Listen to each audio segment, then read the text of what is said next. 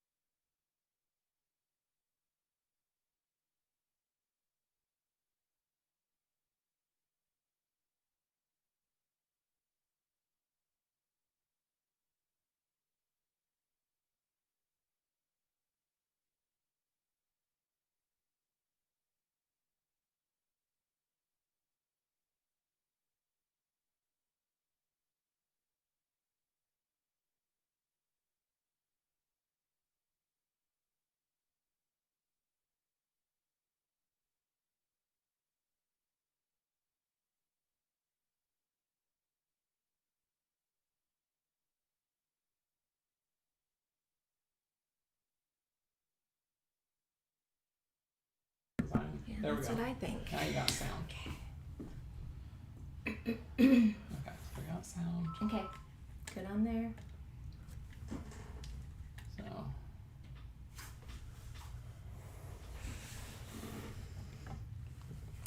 I don't want it on my bust. That's I what know. I'm trying to do. There we You're go. on. You're on. Okay. I think I can hear you. Hopefully not. One picture and sound now. There we go. Okay. We took the picture-in-picture off, guys. There we go. That's, well, there, come out a little bit. There you go. We're still a little bit fuzzy in the picture. Can we? we're perfectly clear on our side. I can't tell you what we There we can go. do about it. Okay. It could be the internet on our computer side too, Debbie. 'Cause you've Okay. got your How are we laptop doing? and are they blurry on there? Can you guys hear me okay?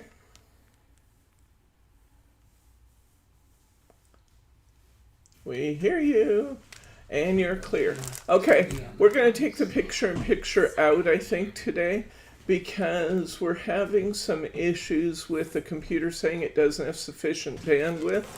And see me talk to you, it actually takes up more. So we're going to take that out for today just so we can get our class going. So hello, Crafty Friends. How you doing? Everybody doing okay? Hi, Betty. Hi, Brenda. Hi, Andrea. Hi, Alice. Welcome. Everybody doing okay? You can hear me? Can you see clearly? And you're getting buffering. Okay. Yeah, we still are getting buffering. Okay. Well, YouTube updated their software. I don't know if you can hear me through the buffering. They updated their control software, and it seems like we've got some strange things happening since this is our first. Since this is our first video since that point. You guys are doing okay? That's okay, Glenda. We just got here. All right, let's go ahead and take a look at what's in our kit while we're waiting. Oh, now it unlocked because it saw your lovely face. I just need to turn off your wireless because that's just one extra spot. I can't get his phone out. Okay. It's off. It's really Okay. tight, yeah. Alrighty, let's take a look at what's in our kit. Yum, peach jam. Oh, your mom must be making peach jam. Yum. Ooh, I love peaches. Okay, let's take a look at how many quarts she made. how many. You made quarts of peach jam? No, not jam, Oh. but peaches. How many quarts of peaches did you can, Glenda? Okay, let's take a look at what's in our kits here. We have a plethora of ribbon. You guys have so much ribbon, it's unbelievable. So we have lots and lots of styles of ribbon to try. Gremlins, yes. Gremlins in the updated software. That is a truth. That is an absolute truth. If it isn't broken, be sure you fix it. You'll know you're done when it's broken. Because that's what happens. Oh, I do so love technology. And even more so, I love technology updates. You will also have in your kits this wonderful little packet of materials. And all I want out right now of that packet is this little packet of beads. So let's get that little packet of beads out, because while we're getting started here, I want to get our bead pins drying. So if you have your kit there, let's go ahead and build some pins for our card sample we're going to do last. And you should have both silver and gold pins and more than enough beads to do a wide variety of pins. So I'm going to get 3 of the silver out. Now when you're making pins for your cards, a few basic concepts to think about. One is that you don't want too many beads on there. You don't want it to take over, you just want it to accent. 2, the sizes of your beads, you want them to be pretty small. I would not go higher generally than oh my gosh, Glenda made 47 quarts. They picked 150 pounds. Oh, that's amazing. That's amazing. You're going to have a jar of peaches every week for the next year. That's amazing. That's a lot of work, Glenda. Ooh, that's more work than I want to do. Okay. And so you don't want your beads generally to be bigger than 8 millimeters. That's not a hard and fast rule. It depends on the size of your card. But what I like to do when I'm doing my bead pins is I like to make everything just a little bit, all of my pins just a little bit different from each other, because that makes me happy. So I'm going to mix these up a little bit. I would not usually use more than about 5 beads on a pin. Sometimes I'll make one that even only has just one, like a single berry.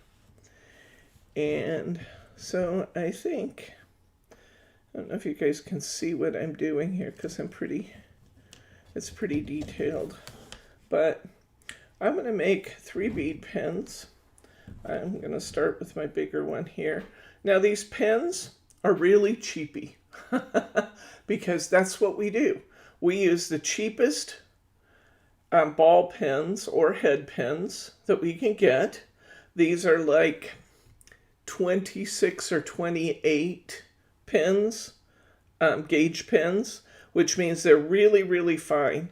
I would never use these to make jewelry, but I would use these for our cards, because there's no sense spending an awful lot of money on pins to do your cards. They're never going to take an awful lot of abuse.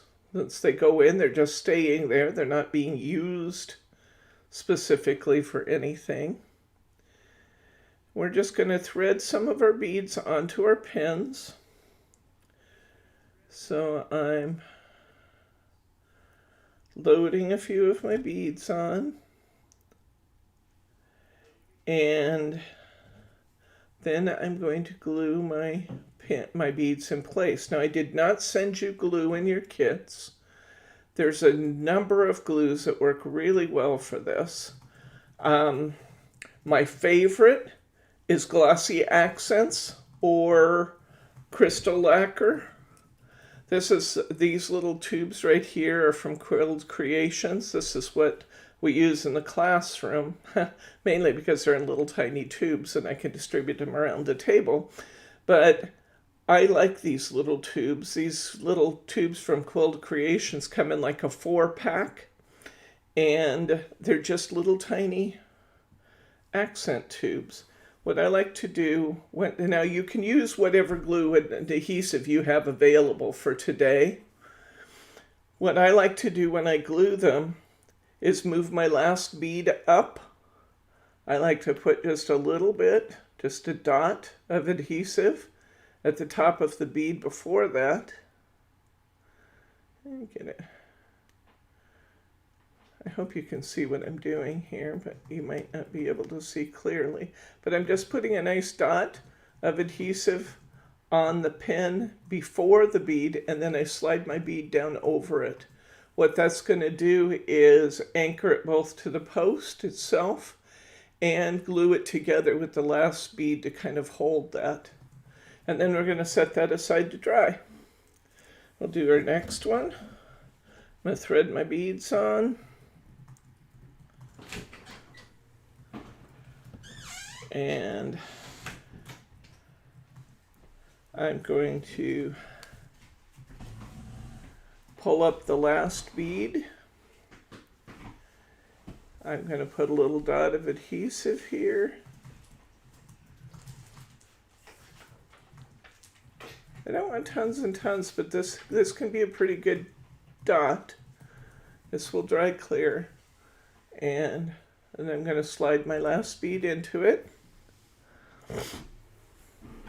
And on my final one here, I think I'm just going to put maybe 2 beads on it. I'll put this little clear one. And then I think I'll put a red one. And I think that's all I'm going to put on this one because I like them to be a little bit varied. When I put bead pins on a card, I will usually use either 2 or 3 pins. So I'm making 3 just in case I want to use all 3. I probably will today. And I pull my bead down over my adhesive. Okay. So I've got my 3 bead pins loaded.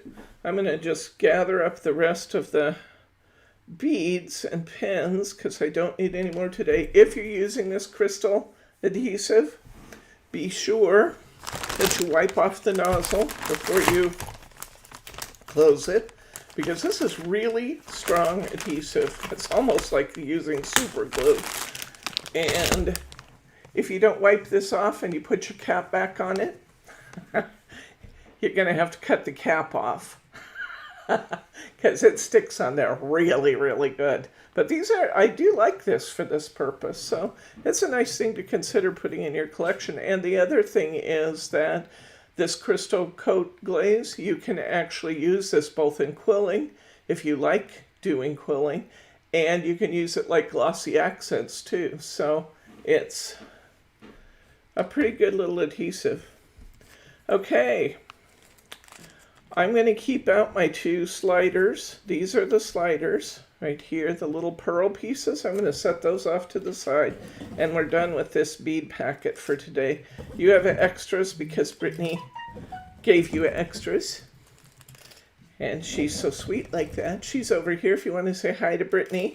Margie is our camera person today. Give her your sympathies because the camera's not being nice to her.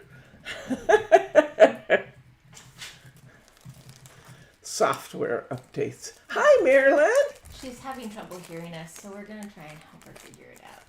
Okay. I just checked it on my phone. Okay. So I think it's a. Alrighty.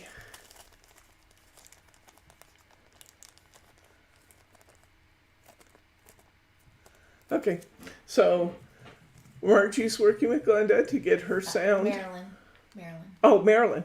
Okay. Margie is working with Marilyn to get her. I'll see you next time. I'm hearing about Peach Jam and hearing Debbie give some instruction. I'll see you next time. Are you signing off, Marilyn? Don't sign off. We're here. Or maybe you just need to come back in. It sounds like it's playing 2 sessions. That's what we've suggested. Yeah. So hopefully you got her figured out. Don't leave us. Come back. Come back. Come back, Marilyn. Okay. Andrea, nice to see you. Okay. All right. Let's start working with our, if you haven't already done so, pull your comb. I call this a comb. Your tool. Pull the tool off your magazine.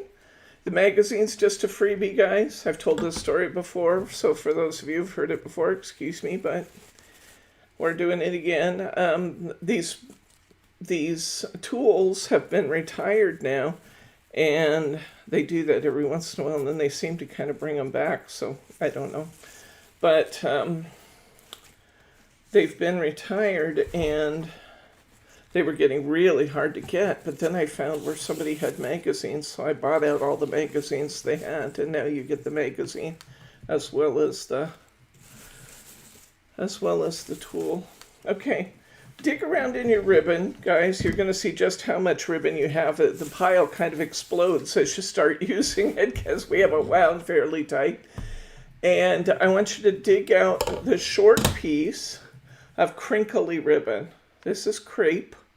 I think they might be blue for everybody, but I'm not certain of that. But you want this piece of wrinkly ribbon. It's about 1.5 feet long. And let's start with the crepe. Can you find that?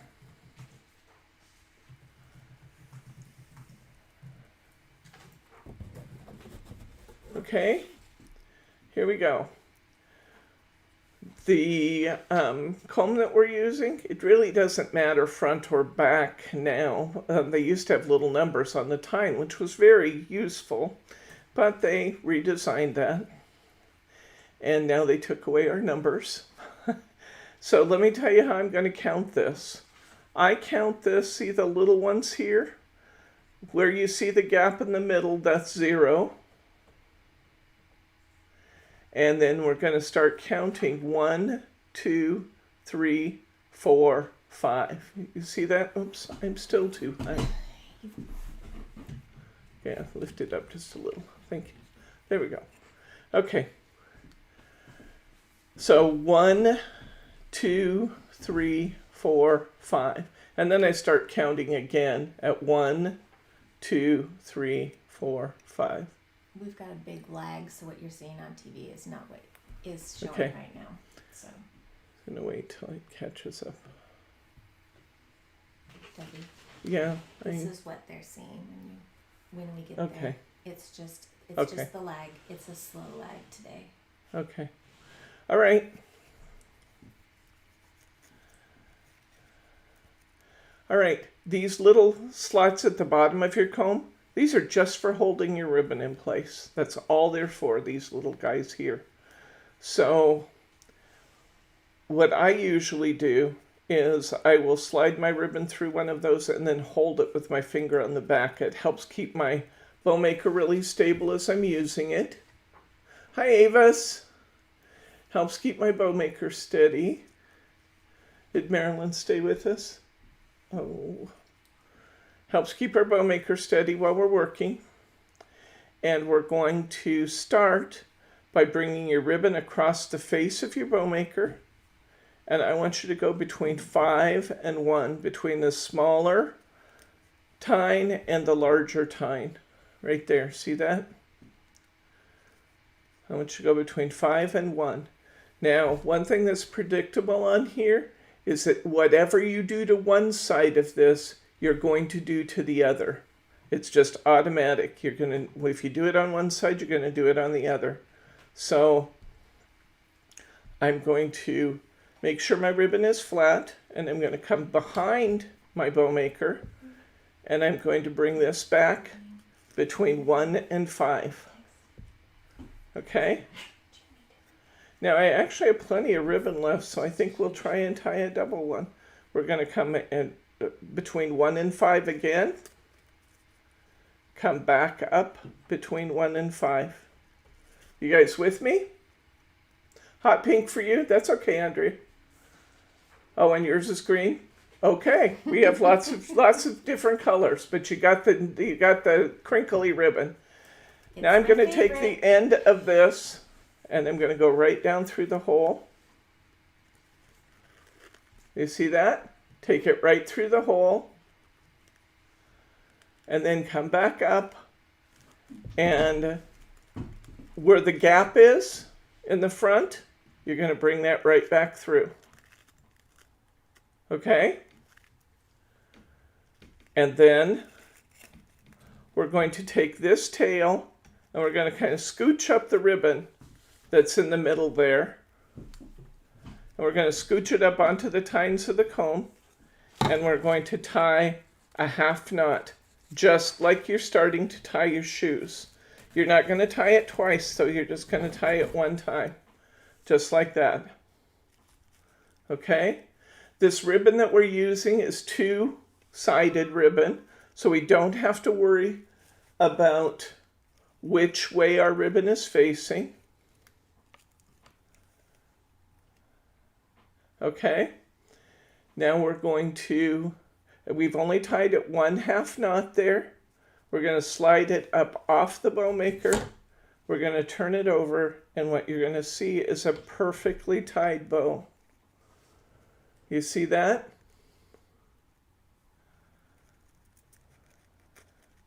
And there we go. We can actually reach in and pull those two layers of ribbon apart, and we have a really, really pretty bow. And you see that, guys? Now, for the sake of those, just because this is new, for some of you, it's going to be brand new. Others of you are taking this class again just to refresh skills. But I'm going to untie mine and I'm going to do it again so you can see that. Margie, would you turn on the AC just a little bit, please?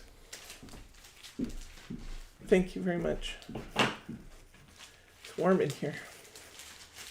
Okay, let's start again. It's been a little bit of stress getting this one going. Yeah. Okay, let's try it. Let's start it again. We're going to put our ribbon tail through this first slot and hold it with our finger. I'm going to come between number 5, which is my smallest tine, and my number 1 tine, and I'm going to slide my ribbon through right there. Whatever I do to one side of my ribbon, I'm automatically going to do to the other side. So I'm going to bring my ribbon across the back, and I'm going to slide it between number 5 and number 1. I'm going to come back across. I'm going to go between 5 and 1 again. And then I'm going to come across the back. And I'm going to go between 5 and 1 again. Okay? I'm going to go down through the hole. I'm going to use that ribbon that I'm pulling to kind of scooch up the other pieces of ribbon. I'm going to bring this ribbon between these two. It's really at 0 because we're starting counting at 1. That's the 0 where the gap is. And I'm going to tie a half knot, just like I was starting to tie my shoes, in the middle. I'd like to hear how everybody's doing. Tell me if you're comfortable with that. I slide it off, and I have a perfectly tied bow.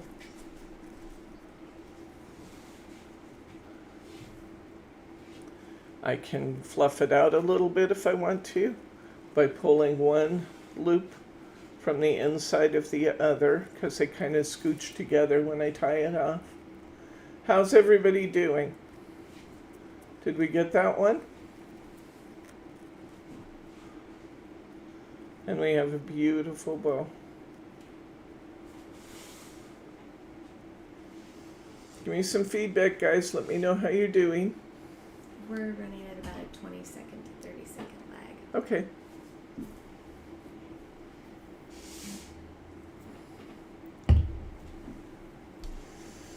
Did everybody get it?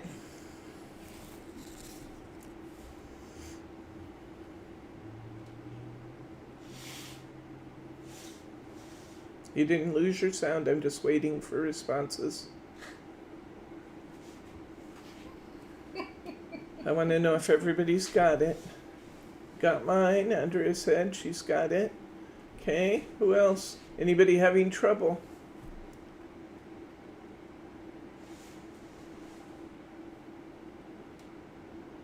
Anybody having any trouble there?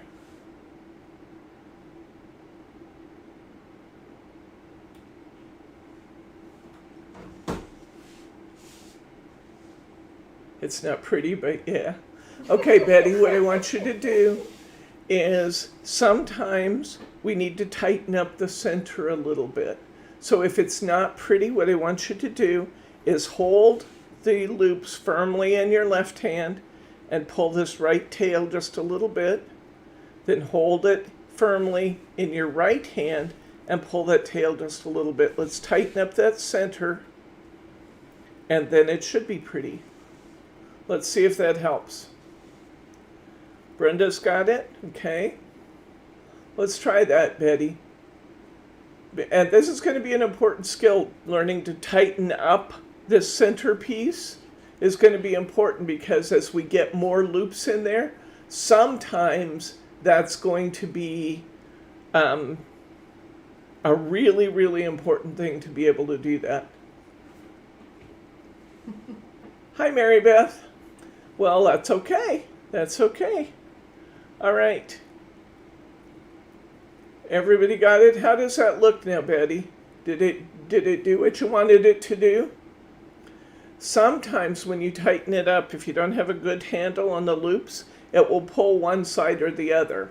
If that happened, Betty, and one of your loops got smaller in here, don't worry about that. Set it off to the side and we'll retie it later.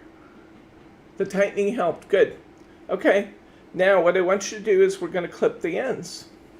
So we're going to get our scissors out, and we're going to form a little taco. You're going to fold it at the bottom, and you're going to have two loose ends to your two sides of your ribbon at the top. Then what I want you to do is I want you to clip upward at an angle and out towards the end of your bow, like that. And that's going to give you a whale tail. Sometimes people call that a mermaid tail. Isn't that pretty? It will give you a nice even notch. So let's do it again on the other side. We're making a taco. And the loose ends are, the two edges are at the top. Oh, good, Betty. Excellent.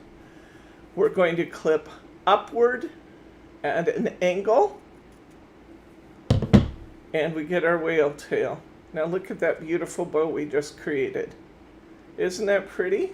And you can fan these out a little bit if you want to. And we've tied our first bow in class. Okay, let's get another one out. And we actually started, I almost always start with a single, but we actually started with a double, guys. Let's tie a single, even though this is going to be long enough for two. Let's tie a single this time. I have a piece of satin ribbon. Okay, grab a piece of satin ribbon. Mine is green.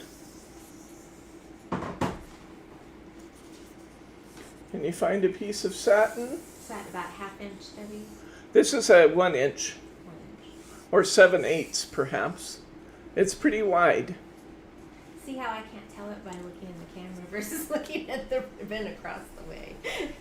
Okay, it's a pretty wide piece of ribbon. Okay, we're going to put our tail through, and the shiny side is going to be up. Okay, so I'm going to put my tail through and hold it with my finger. This time I want you to bring your, did everybody find that ribbon okay? I'll give you a second to find it. That's a big old pile of ribbon, isn't it? I told you get a lot of ribbon in this class. Brittany's been telling me for a year that that was a lot of ribbon. It wasn't until I cut it all that I realized just how much ribbon you're getting in this class. It's an enormous amount of ribbon. And beautiful. You're going to get some beautiful bows here. Okay, so you've got your satin ribbon. Let's go to number 1. I'm going to go between number 1 and number 2. So that's what I call a 1. and I'm going to go across the back of my bow maker, and I'm going to come back up between 1 and 2.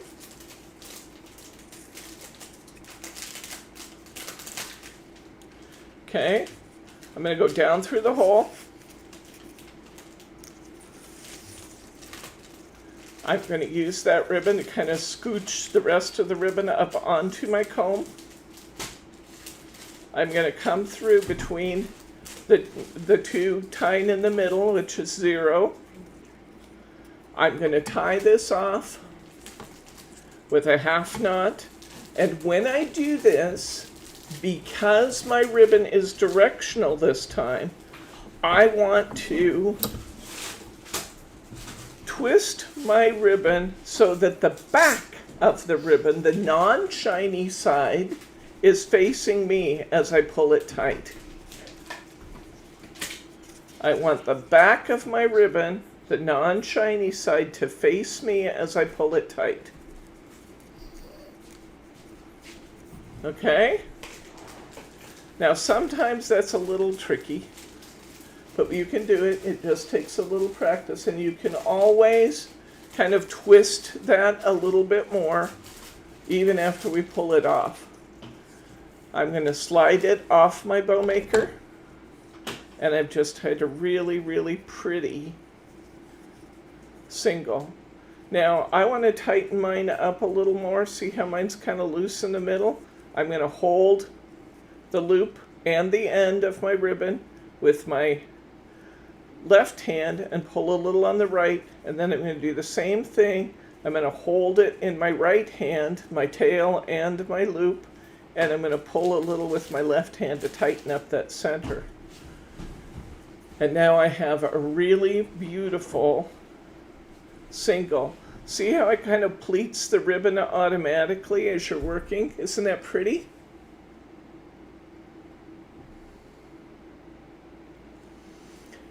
I'm going to cut my ribbon at an angle.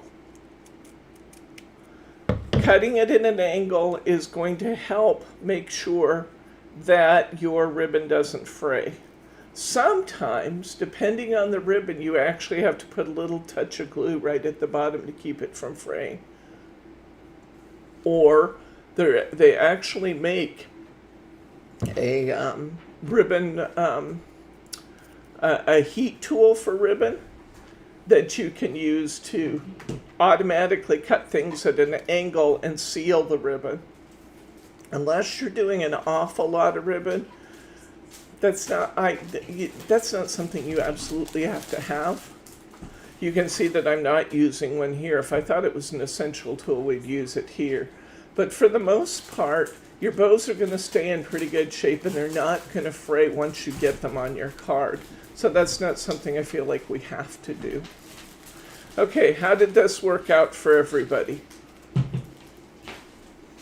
Shall we do another one? Because we have another whole piece of ribbon. Let's try that again, shall we?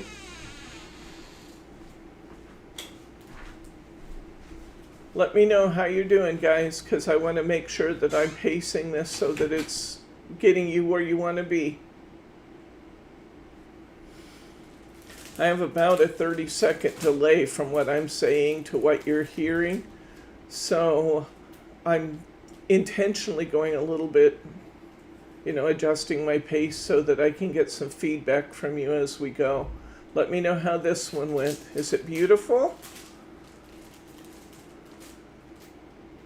Good.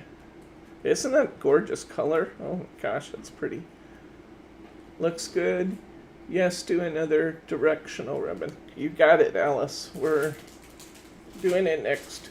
Let's do if you still have a piece of this left, the angles I can do, singles I can do. Very good. You know what? The singles are the most important, really. And we're going to get you some doubles. We're going to get you feeling comfortable with doubles and more. I didn't buy the kit, but I enjoy watching. That's okay, Avis. That's okay. You're gonna find that you're gonna want one of these bow makers by the time we're done, though, because they are gorgeous. Okay, got it. All right, thank you, guys. All right, let's try it again. You should have a piece of ribbon left here, so we're going to hold the tail of the ribbon on the back of the bow maker, run it through that little slot just to help you hold it at the right angle. We're going to come to 1. 1 is after the first larger tine there. And we're going to come straight across the back, and we're going to come through between 1 and 2 again. We're going to go down through the hole. We're going to use this end that we've got right here, and we're going to kind of scooch that ribbon up onto the bow maker. I just find that that's a nice way to make it easier to release. I'm going to bring the ribbon from the front back to the back, coming through 0, where there's a gap between the tine. I'm going to, right now I've got both the shiny sides facing me, but as I tie this, I'm going to turn those ribbons so that the not shiny side is facing me. Why? Because this is the back of the ribbon, and we want the shiny side to show from the front. Does that make sense? So I want the not shiny side facing me on the back. And as necessary, I can kind of turn this a little bit more to get that to behave. I can slide this off, turn it around, and there I am. I have my pretty bow. I'm going to tighten it a little bit in the middle, so I'm going to firmly grasp the loop and the tail in my left hand. I'm going to pull a little bit with my right. I'm going to hold the right side, and I'm going to pull a little with the left. Now, sometimes people ask me, well, where should the tails go? You know, shouldn't I just pull the tails down? Not necessarily all the time. It depends on the card that I'm using it on. Sometimes I want the tails to go out straight. Sometimes I want the tails to go down. And sometimes, just to be a little bit artsy, I'll actually have one tail going up and the other one going down on a card. That's not unusual for me. If you watch my cards, you'll see that. So these tails can be adjusted to go wherever you want them to go. And don't be too delicate with it. Sometimes people will be having trouble adjusting their bow, and they'll be being very tentative with it. And I grab it and I kind of pull things around here and there. This ribbon is not fragile, guys. You can make this ribbon do whatever you want to do. Now, sometimes I will leave my ribbon tails, especially if I have a piece like this, where I'm not really going to do much with this last little piece. I'll leave that long tail on there instead of trimming them. And that way, if I want to, I could wrap this around a card. I could just leave my options open for what I want to do with this, and I could actually wrap this around a card. Does that make sense? So lots of times I'll leave my tails on my ribbons a little extra long till I know how I'm going to use them. Okay, so we have a double and 2 singles tied already. How are they turning out for you guys? Tell me what you need help with, and I'm here for you. Brenda's got it. Mary, hi Mary. Have you done the new bow you showed us? It looks like 3 loops in the middle. I'm going to show you. I haven't done it yet. All we've done so far is we've tied 2 of our singles. That turned out beautiful. I love the way that when we do it this way, it kind of pleats the ribbon as we go. I just think that's beautiful. Okay, Brenda said that one went better. And then first, we actually tied a double because our ribbon was long enough to do that. And why not? And then you've got this pretty, pretty bow. Okay, let's try a piece of organza. Let me see, let's see. Yeah, I think I want this one, guys.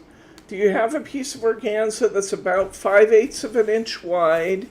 Mine is lime color. I'm guessing yours will be somewhat the same.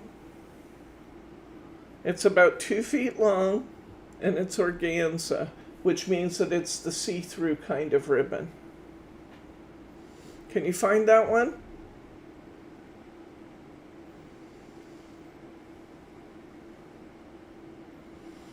You have lots of different kinds of ribbon in your kit.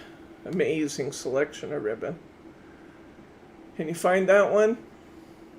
Find yourself the piece of organza. Okay, let's put the tail through. Hold it with our finger. And let's go to 1. Let's go back through 1. Whatever you do on one side, you're going to inherently do on the other. I actually think this piece of organza I have here is actually one of the ombre ribbons. So yours may be pink and blue, or it may be pink and purple, or it may be tan and brown, or it could be like mine where it's kind of lemon and lime. That's the piece of ribbon that I'm using right now. Okay, you got that? I'm going to go ahead and I'm going to come through number 1 again.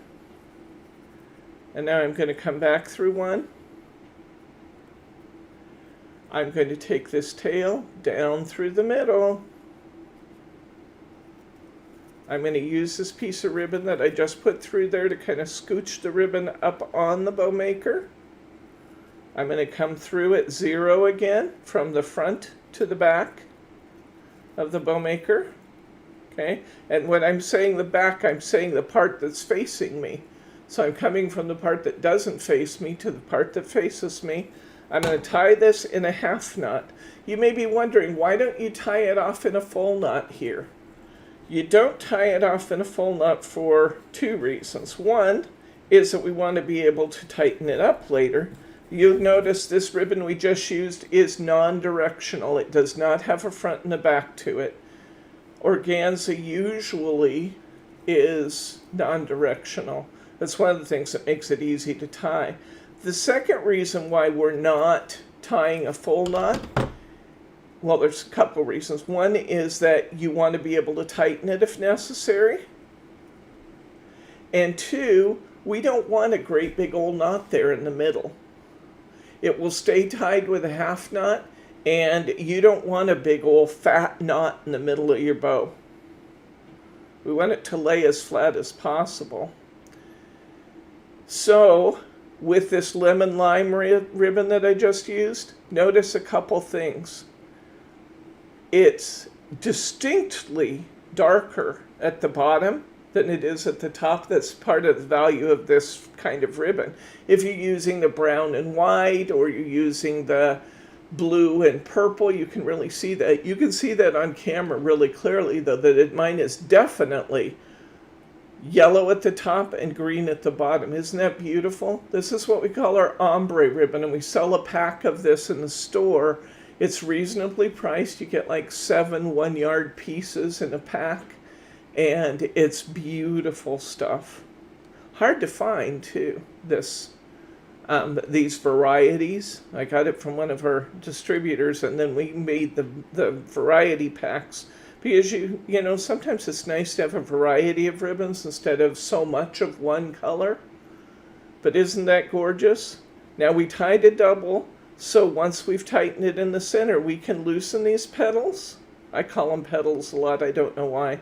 The loops instead of petals, but that's kind of what it reminds me of. I guess it reminds me of flowers. You can pull these, and you can make that wider, or if you just like the intensity of the color, you can let it stay doubled. With ombre ribbon, a lot of times I will leave it so that you can really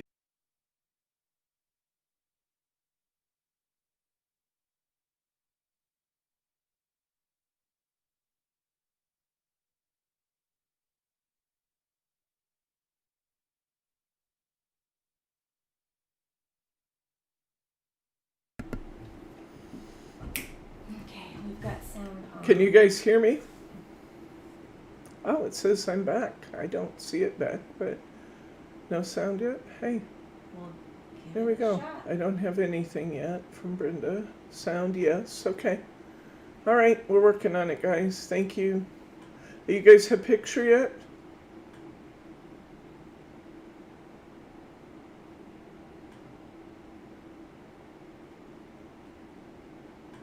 Got you. Brenda says she's got me. Alice says picture and sale. So even though I don't see it here, I'm going to keep going. Okay. And we don't have any errors this time. So maybe we'll do okay. Okay. Let's look at our ribbon pack and do something a little different this time. In your pack, you should have somewhere here, how about a piece of this sparkly ribbon? This is the, what is this one called? It's the glitter ribbon. It has its own category in the store. The name escapes me. But this is the sparkly ribbon we've used in a couple of the kits. Not in focus, it says. That might be the buffering. That could be a buffering issue, Brenda, so we'll hope maybe that comes back in a second. Okay, let's go ahead. We're going to go ahead and try and tie another one while we're... you should have a piece of this in your kit. I think everybody's probably purple, but it might be a different color. Let's go ahead and tie a bow out of this one. What I want you to do this time, hold it there with your finger. I want you to come through between 5 and 1. Come around the back and come in between 5 and 1. Now I want you to go between 1 and 2. Back between 1 and 2. Now a little hint here, don't let these ribbons, or try not to have, it's not hugely essential, but try not to have these ribbons overlap each other, okay? So we did a 5, and then we did a, I did that wrong. Okay, let me try that again. I'm going in at 5. I'm coming back at 5. Now I want to go to 1. And I'm going to come back at 1. Okay? I had a little error in mine. Okay, now I want you to go back down at 5 again. And just let these ribbons kind of lay across the top of, run up the comb as opposed to laying on top of each other. Excuse me. Now come down through the center. Use your ribbon to kind of scooch everything up onto the bow maker. Come down between 0. Now it's going to look like a mess right now. You're going to say, what in the world is she doing to us? Tie off our half knot. Pull.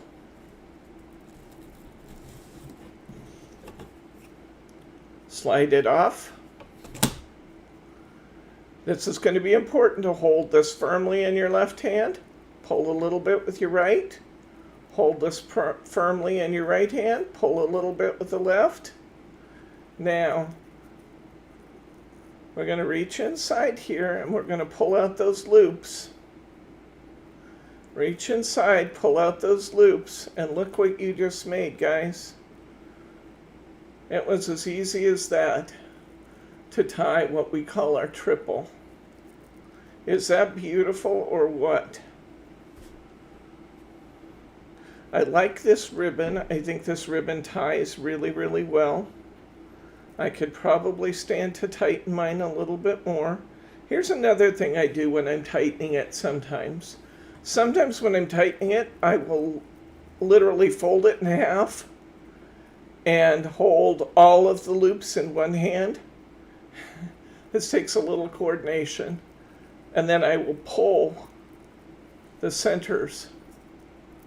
If you got a husband or daughter or son sitting there, it's not bad to have them pull it for you. But that's a good way to tighten up the center too without having any of the loops pull loose.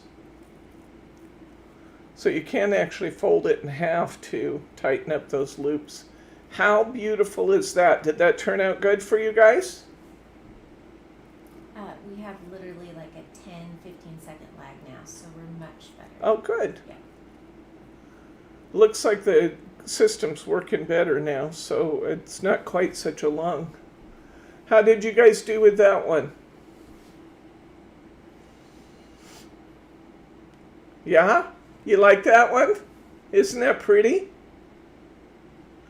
That's how we get that multi, the shorter loops and the longer loops. 515 was our quote-unquote recipe for that one. Isn't that beautiful?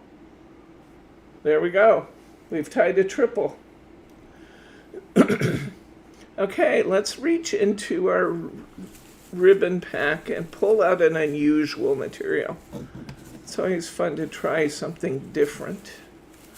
I think we have a piece of velvet ribbon in here somewhere. Maybe not. Maybe we don't have velvet this time. Oh, maybe I don't have velvet.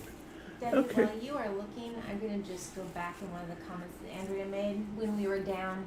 She said, well, which one of you pros are going to teach us this class now? Oh. Okay. Let's take this red spotted ribbon. I think everybody has this one. This is going to be a directional ribbon, isn't it? And the ribbon, the front of this ribbon, can be either one you like better. I actually prefer the subtle spots from the back. I like them showing through the red as opposed to the bright spots. But if you like the bright spots better, that can be the... Oh, you have turquoise velvet in yours? I thought I saw... Oh, there we go. Yes, I do have velvet too. We'll do that next. Let's get the red spotted ribbon out, and then we'll do the turquoise velvet next, because that's a fun one to do. Let's do this red one. Let's put the tail in, whichever side you decided is the top of your ribbon. And let's do that 515 again. Go through between 5 and 1. Come back between 5 and 1. Now, sometimes people ask me, well, can you go bigger? Yes, you can go bigger if you want to. Now, for card making, this is a 2-inch bow. This is about a 2.5-inch bow. That's typically about as big as I want to go. But if you're making a really big card, you could definitely go bigger. Okay, I'm going to go through between 1 and 2. Between 1 and 2. I'm just going to let these kind of slide up the comb a little bit. I found just recently, this is different than what some of you would have been taught if you did this with me before. You would have seen me kind of wrap these over the top of each other. I'm finding that it's easier to keep the petals, or to have the petals separate and stay separated, if we actually kind of tie this running up the comb as we go. Okay, so we've got 515. We're going to go down through the hole. It's really messy looking when it's on the comb, isn't it? This reminds me of a 70s hair pick. I still have one of those. But yeah, we're going to come up from the inside. Make sure this is a directional ribbon, so try and make sure that the what's going to be on the outside of your ribbon is the outside of this material. Does that make sense? As you come up through, I want the underside on the bottom. I'm going to loose this. I have a nice long piece of this. We're going to have extra. We're going to tie this, paying attention to try and get the bottom of the ribbon facing us as we tie it. So I'm going to twist my ribbon as I tie to pull the back side to the back. Now I can twist it a little bit more as necessary to get it to actually come the right direction. I'm going to slide this off, Now I have a great big center in my bow this time, so it's going to be important for me to tighten this down a little, holding first one side, then the other. And here we go. You can pull this loop out. You have to kind of reach inside that bottom loop sometimes and get the little one and pull it out.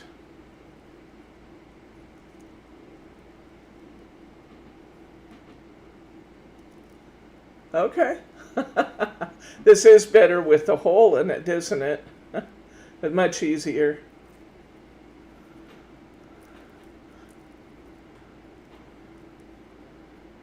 Okay. Now you can see that this ribbon is just a little bit more awkward. It's not as high a quality ribbon as some of our others, but you're going to find that some of the ribbon in your ribbon stash is not as high a quality. And what that means is that you're going to have to monkey with it just a little bit more. It doesn't have the same flexibility that our better quality ribbons have. But that's okay. You can still use it. You just have to monkey with it a little bit more. See how we're kind of having to monkey with this one just a bit more? Because it's stiff and it just doesn't relax into the tie quite as well. But we can get there. You just have to kind of, yeah, it does have a mind of its own. It definitely does. And sometimes you have to retighten it as you work. But at the end of the day, we have something pretty. Look there, it's pretty. It just required a little bit more monkeying with. Now you have enough of this left that you should be able to tie another bow out of this design if you want, but we're not going to take time to do it together. I'm just going to set that off to the side. But it's still a pretty bow. Okay, let's get that piece of velvet. Speaking of good quality ribbons, this is a good quality. It's got a different kind of a feel to it to tie, though. We're going to tie, I think, a single out of this. I think that's what we can get from it. Let's go to 1. Just because the ribbon itself is really thick. Let's see. Yeah, let's go to number, well, let me think here. Let me see if I like 5 better. Let's go to 5. Let's go to 5. A general rule of thumb for tying your bows is that the narrower your ribbon is, the smaller your bow will be. That's not always true because you can tie multi-loop bows, but I don't recommend multi-loop bows with really heavy ribbon like this velvet. One of the things we might want to do, since we're only going to tie a single, is leave a little bit longer tail on this one, because this is a beautiful one for wrapping around your card. So let's leave a little bit more of a tail here, because we won't need all of the length of this ribbon that we have. Let's go to 5. Let's come back around to 5. Let's go down through the hole. When we come back up through 0, make sure that the fuzzy side is to the outside. So in other words, my not fancy side is towards me when it comes through. Okay. Unloose this. Use that to kind of scooch our ribbon up. We're going to tie this, and we're going to try to make sure as we tie it that the back side of this velvet is towards us. Now you're going to see something about this. Because this is a very heavy ribbon, it is going to be really big from the front, and we're going to have to work this a little bit to pull that in and get that pulled tight enough to make a pretty bow out of it. We might have been better off doing a 1.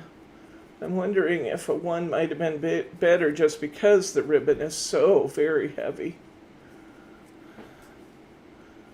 But I think it's okay. See how much bigger the center is? Sometimes when I'm trying to tighten these up, I'll get inside the loop, or I'll use my scissors and I'll pull. And then get inside here with my scissors closed, obviously. And I'll pull to get it nice and tight.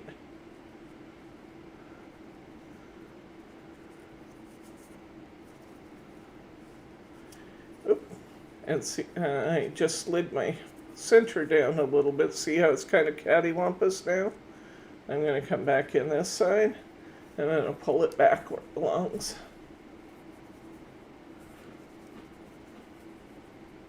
Okay.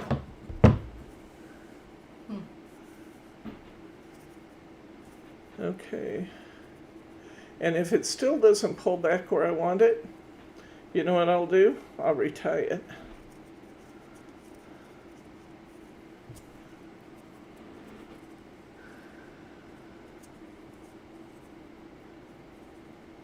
If I want to make a little bow, am I guessing I would use thin ribbon? Yes, the smaller you want your bow to be, the thinner you want your ribbon to be, Glenda.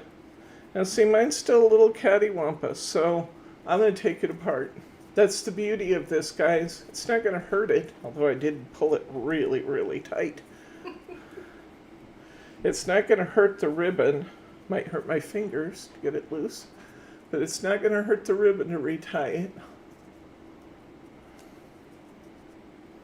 Sometimes when you go to tighten them, they'll slide a little on you.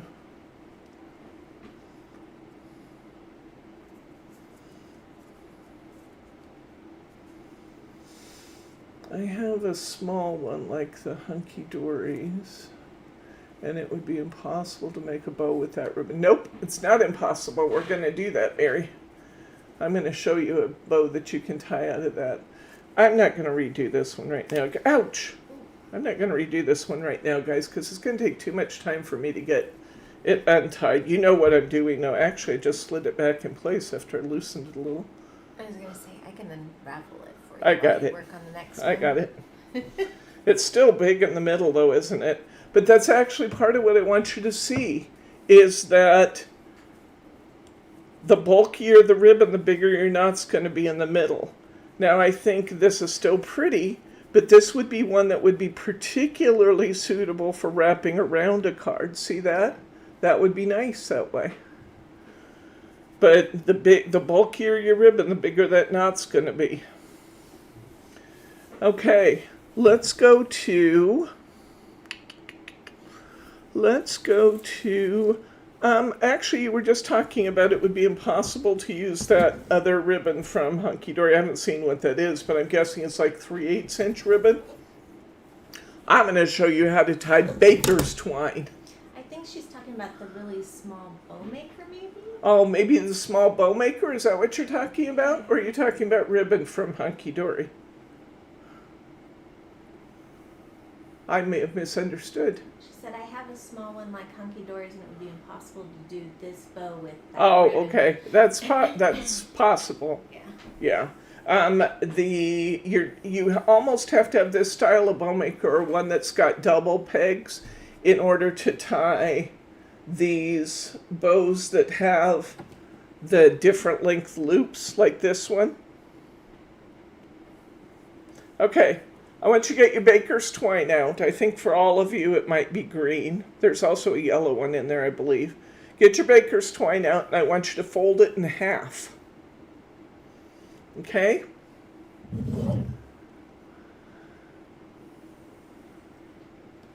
All right. And now I want you to go ahead and put a loop in. But we're going to actually use this in double. Now see where these little things come in handy, where we're holding two ends? And it's much tighter in there. And let's tie this, oh gosh, yeah, let's tie this at 5. And I want you to just go as many loops as you have baker's twine for. Even skinny ribbon or baker's twine can make a fun bow. Why are we doing it 2 strands at a time? There's 2 reasons. One is that it would take forever going back and forth to get enough loops to tie it, and you can do them 2 at a time just as well.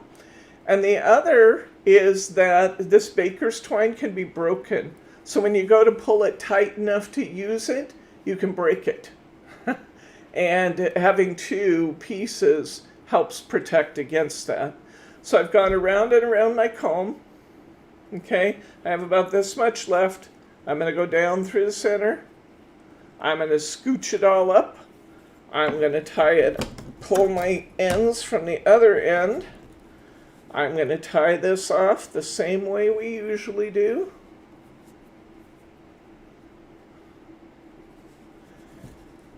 Pull it fairly tight. Slide it off.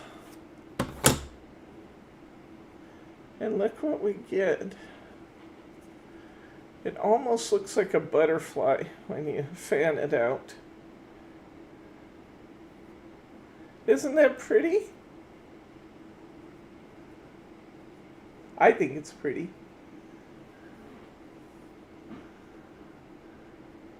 Now this would be a really fun, whimsical kind of bow.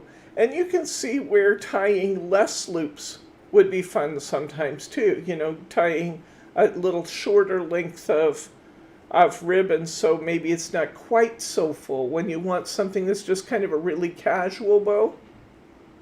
Oh, the small bow maker, okay. Isn't that cute? So when you tighten this up, you'll have to be particularly careful about not pulling the strands, because this is one that's really going to want to do that. This might be one where you're better off going ahead and holding all those loops in one hand and then just pulling it, or having a family member help you pull it, because then you can get a nice tight tie on it. But I do think this is just cute as a bug's ear, these little bows. There's just all kinds of things. You look around your house, when you're making a casual card, I can't use it and you don't have it included in your kit because I'm wildly allergic to jute. But jute makes really cute bows for like nature cards and things. But I think that's cute. So we've got that one. Let's tie, I like this one.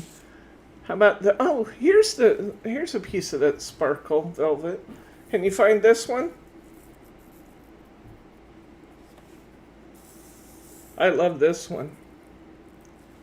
I think everybody's is the same color. I could be wrong, but I think it's all the same color. This kind of fairly light peach tone.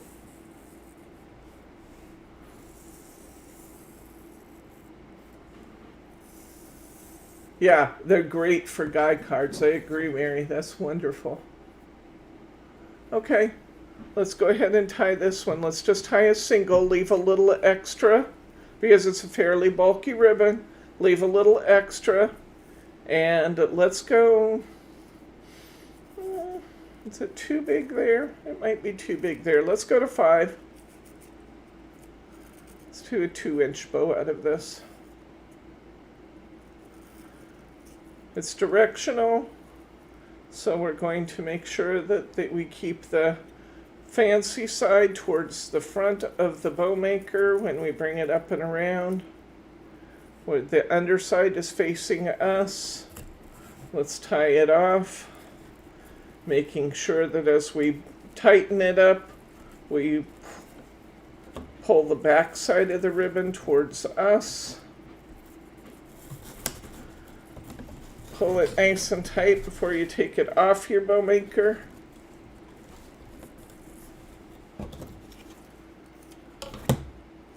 When you turn it over, it may look a little bit wanky, but it's going to be okay. We're going to twist and turn those ends till we get to where we get them nice and straight, the way we want them to be. Tighten it down a little, tighten it down a little, And here we go. Look at this pretty bow. Now, wouldn't that be beautiful wrapped around your card? I think that's very pretty.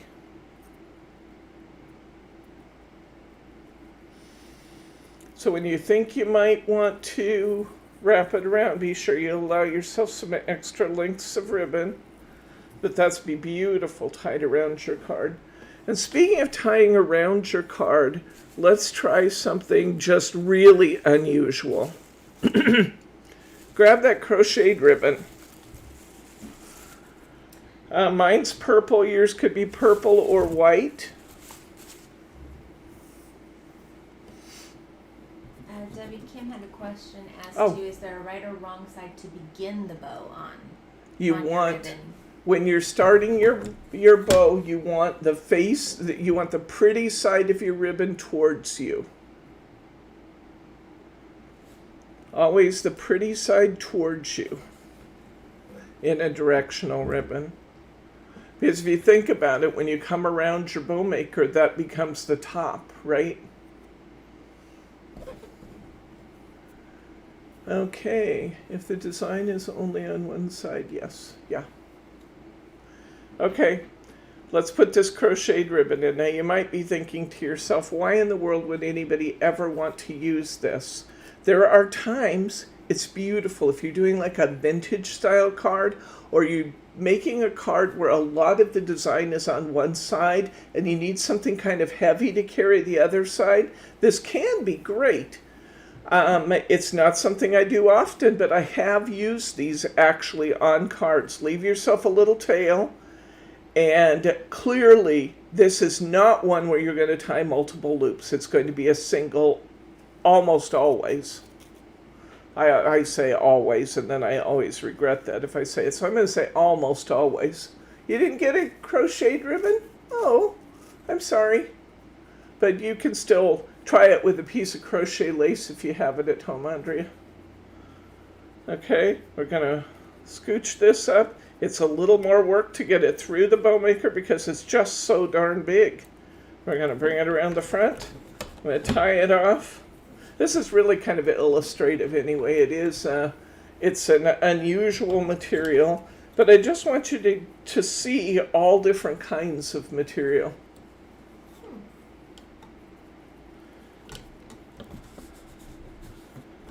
Yeah, that would be all on me since I cut the ribbon this time. You probably got something more useful instead, though, because this is not something you're going to use real often. But there are times when it works.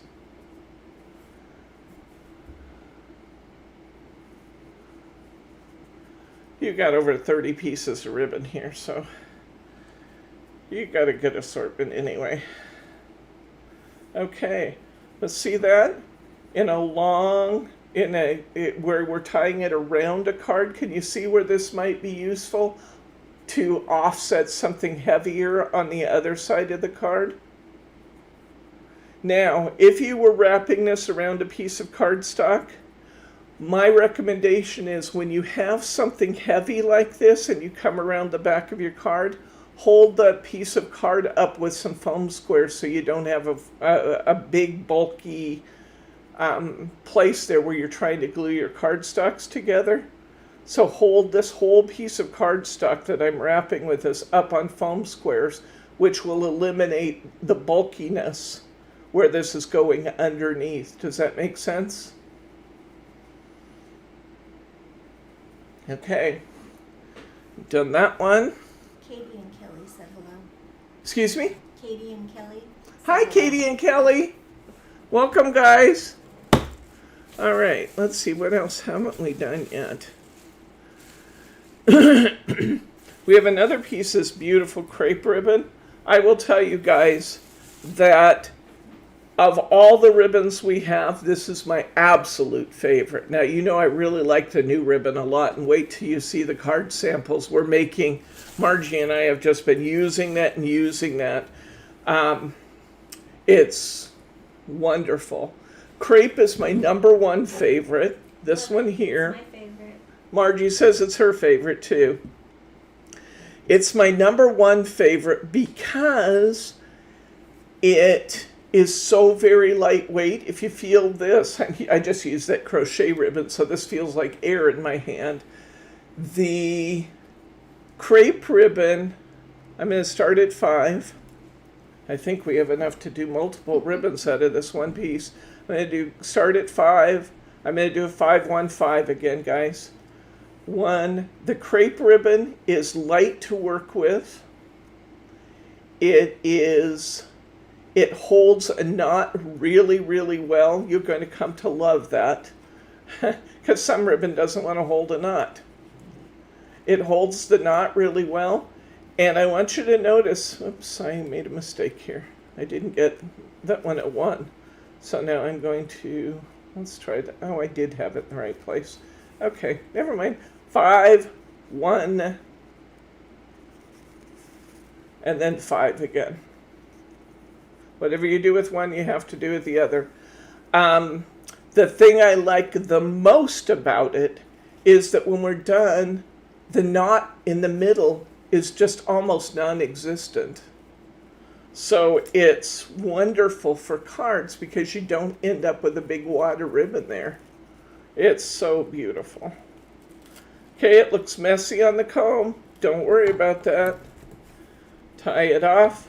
You also appreciate that crepe ribbon is non-directional, so you don't have to worry about which side's up.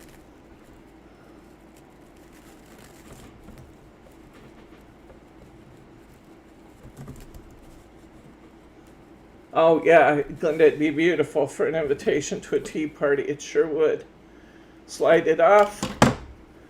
And look how beautiful it is, just coming right off the comb. It's just like this ribbon wants to be worked.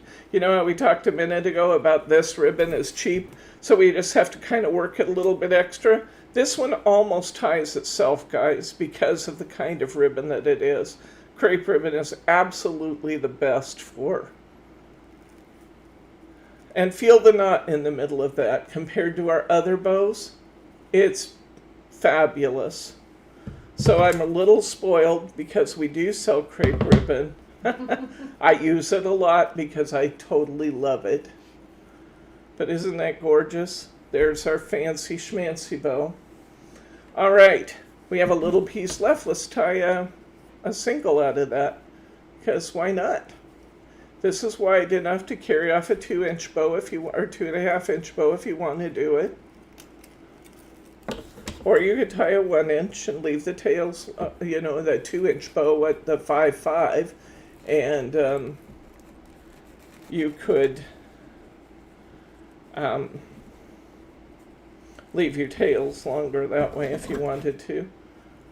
But it's always beautiful when it's tied. It just is. Okay, now I promised you that I was going to show you how to tie the new ribbon. Let me see what I want to use here. That's kind of slippery. We will work on one of these slippery ribbons too. There's a couple things I still want to show you, and then we need to move on here. You should have 2 pieces of red. You should have a piece of red satin, and you should have a piece of red organza. Can you find those? I want to show you that you can actually tie 2 pieces of ribbon at once.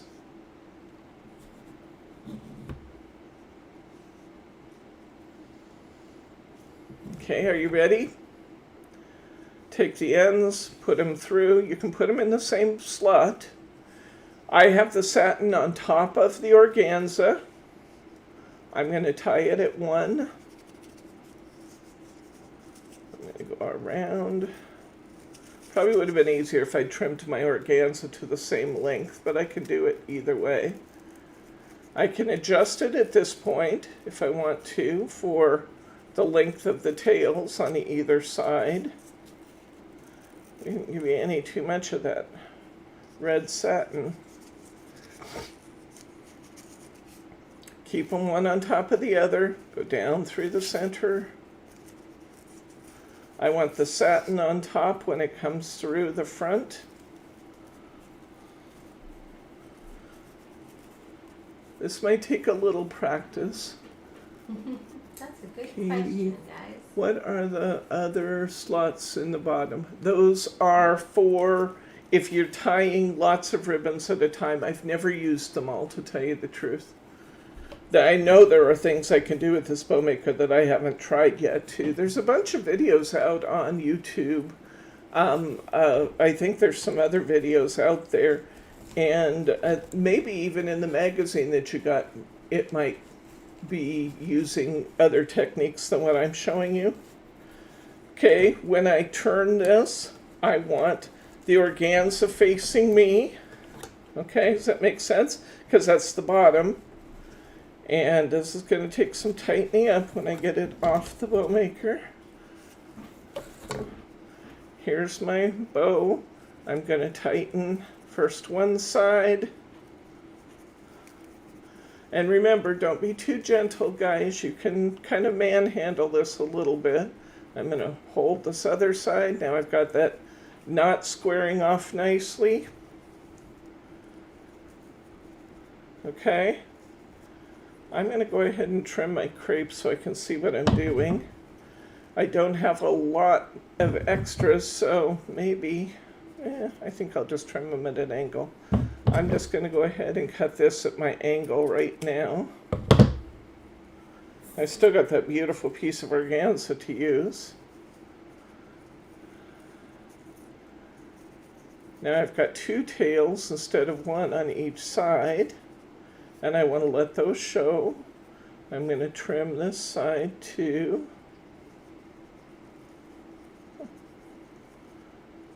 I might trim my tail shorter because I didn't leave myself much of a tail on this side. That's okay.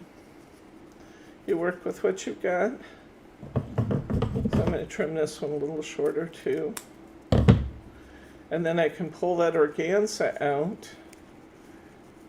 This would be really wonderful for wedding cards. Anytime you want to do like extra fancy, you can pull as much of that organza out as you want. And look how that looks. Isn't that pretty?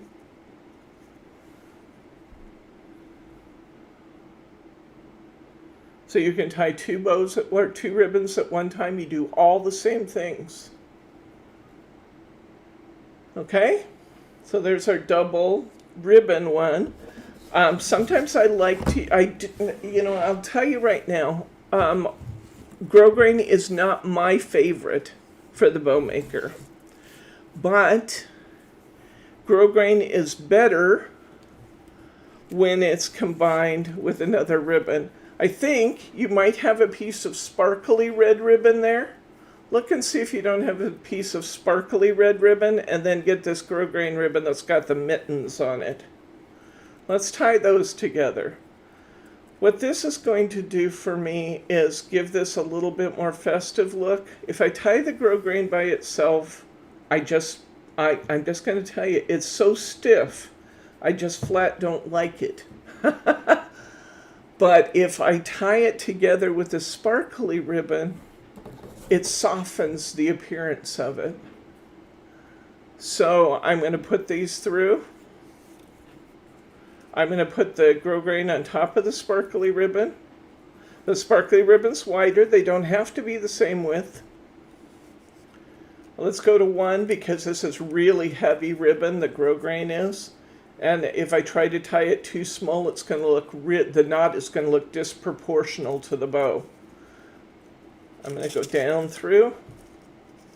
This is going to be a little bit of a challenge to scooch this up onto the bow maker because the Grosgrain is so heavy. Now I do like Grosgrain ribbon when it comes to tying or wrapping ribbon around my card without necessarily having a bow. I think that's a beautiful use for Grosgrain ribbon.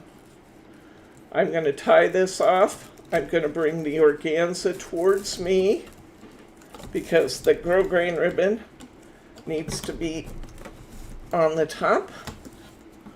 This is going to be a humongous knot. I would never try to combine two pieces of Grosgrain because it just would be too fat. But this, when I add the organza, it does soften. It softens the appearance of the grosgrain. Pull it tight again. Okay, let that organza show. I can either leave it centered underneath there, or I can pull it out a bit. And it does give me a softer impression. Really, this particular bow would be really nice for a casual theme card or a kid's card. Okay, there we go. There we go. So you like that together? Now, that's the only way I like to use Grosgrain, to tell you the truth. This is okay, as long as you tie a big enough bow with it, but it's more challenging for certain. It absolutely is. On the grosgrain, for me, it's hard to keep that knot tied in. Sometimes it loosens really easy. Yeah, Margie says that in the grosgrain she finds that her knot loosens pretty easily. And that's when I use the finger lift tape trick. One of the tricks that Margie has for keeping her bows tight is that before she ties it, she lays a piece of finger lift tape across her bow maker right before she ties it, and then she ties her knot on top of it, which tends to keep difficult ribbon from untying on you. But anyway, there we go. There's that one. Okay, let's see what else we have in our stack here. Now you will see in your stack, you have this piece of grosgrain ribbon that's a lighter grosgrain. Now this is not so bad. Let's try this. How are we doing for time, Margie? We are at an hour and 35 minutes, but I figure we had a few technical difficulties. Yeah, because of our technical difficulties, we might run just a little bit longer tonight. Because it's grosgrain and because it's heavier, I'm going to take this out. Let's see. Well, let's tie a short one to begin with. We got a whole yard of this stuff. Let's tie a short one and just do a single. It might be worth it, maybe I'll let you do that on your own though, to tie a double with this lighter weight grosgrain and see how it works out. I don't know how it would. Sometimes you just have to try it. But I know that it will work out okay for a single. It will have a fairly good sized knot, but it won't be as big as the knot in the wider, heavier grosgrain.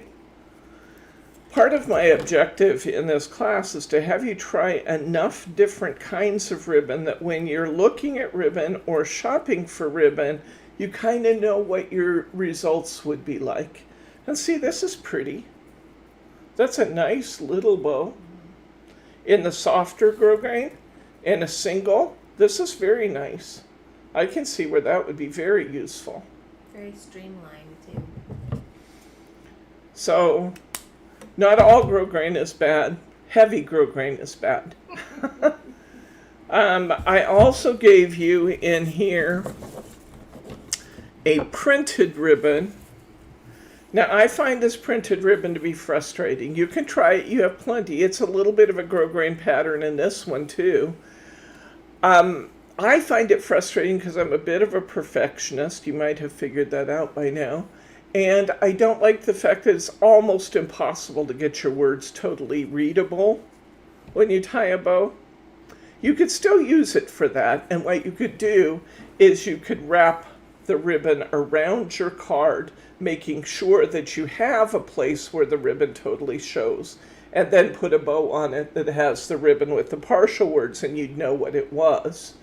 But try that on your time.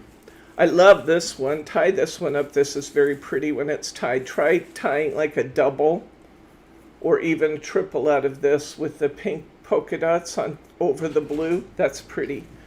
This one's fun. Now this is a really odd textured ribbon here. Let's actually do this one together because it's an odd texture.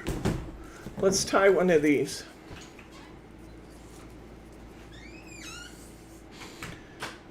And we're going to, if you feel it, you're going to know inherently that's going to have to be a 2.5 inch bow. We're going to have to tie that at 1 because it is heavy ribbon.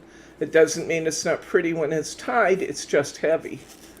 So you're going to have to treat it like a heavy ribbon, and that means you're not going to want multiple layers, and you're going to want to tie a pretty big bow.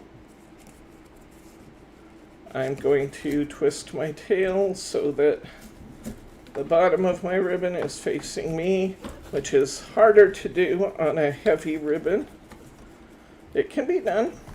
It's just more challenging.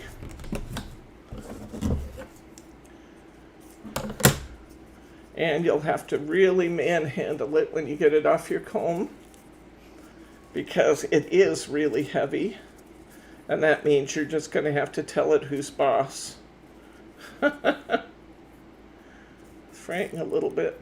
I'm going to cut the end off that so it will stop fraying, annoying me. Where's the fray coming from? I'm not sure. Let's get it trimmed off. Okay. I'm going to twist this one around because it didn't come to the front like I wanted it to. Okay. Right after this one, we're going to do our new bow, guys. Is that kind of like your encore or your... I know that would be come back to do it. My main event. Your main event. There yes, you go. That one. Okay. And see, this is actually pretty tied. It's just kind of a pain to tie.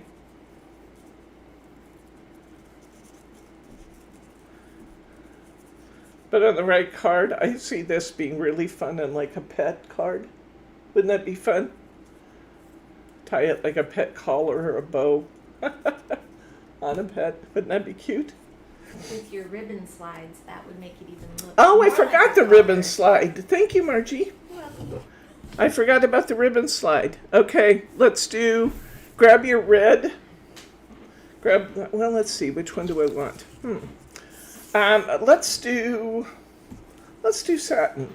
Grab this red burgundy satin. Do you have one of those? Or one of the satins you have left. Maybe you have slightly different colors than me, but grab one of the satins you have left. Thank you, Margie. I almost forgot.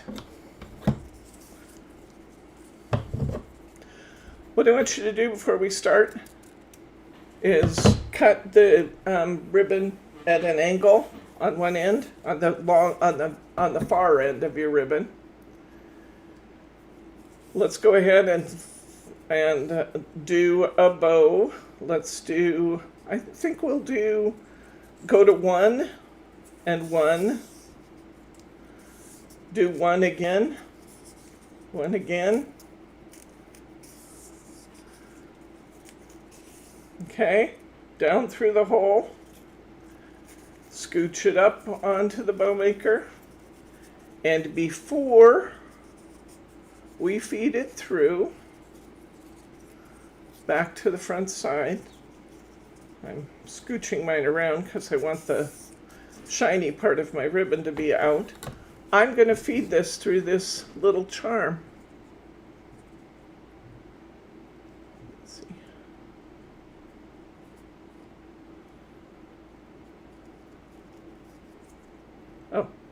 Come up from underneath, go over the little bar, and back down.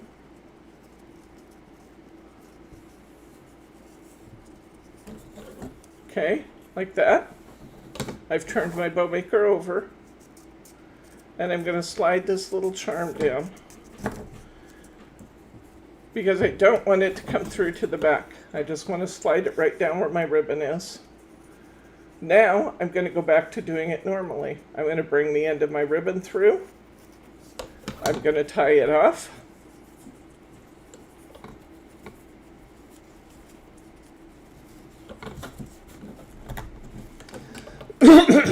Excuse me. I'm going to come back to the front. Excuse Excuse me.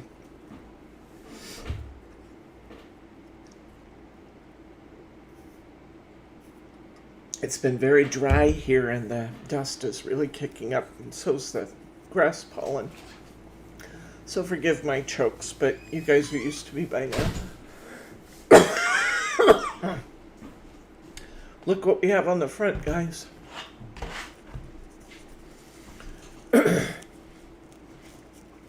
If anybody has been waiting for the stamping platform from Crafts 2, we were sold out of those. They are back effective today. So if you want one of those, grab them. When we put them on Amazon, they sold out in like 2 weeks. Our price is really good for them. It's still cheaper on the website. Get it on the website. Don't go to Amazon. But here we go. And what do you think of the ribbon slide on there, guys?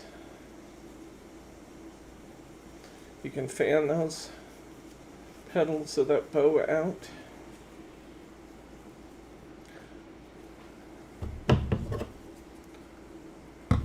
I think this calls for a whale tail.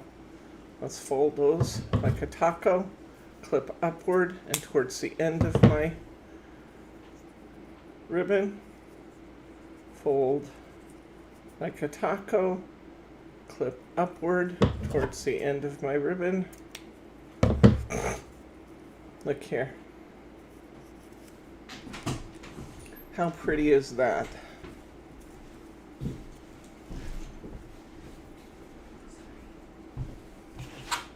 Now, let's do the crepe ribbon.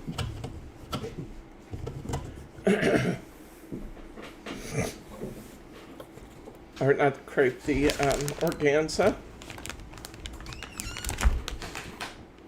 Are you wanting me to show that? There was a request for it. Oh. Can you show the stamping platform? Yes. This is the one that we carry. And this is the one we've been using in our stamping class.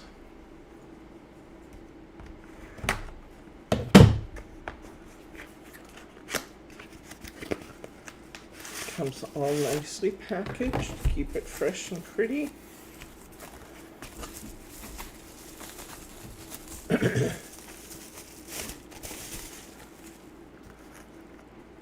That's interesting that they put the magnets on the back.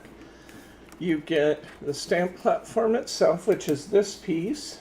Oh, there's, oh, I never mind. You get the stamp platform itself. You get the foam insert that allows you to use it with both cling stamps and with clear stamps. And you get 2 magnets to hold your paper in place while you're stamping your images.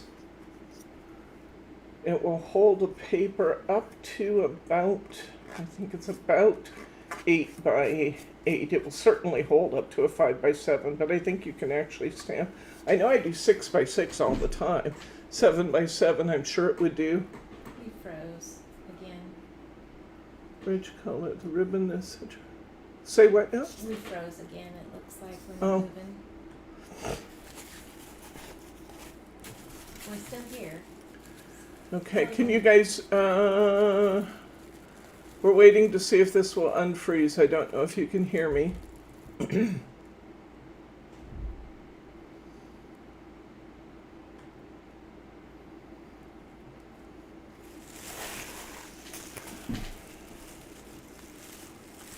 I don't know when I think we pretty much got the stamp platform. And we pass this and be ready when it comes I back. can hear you, but the picture is frozen. Okay. Let's see what's happening. It's gonna turn off for a minute, guys. It's going to turn off for a second, guys, and we'll see if we can pop the picture back in again. Sorry about this. It's a pain. Makes me unhappy.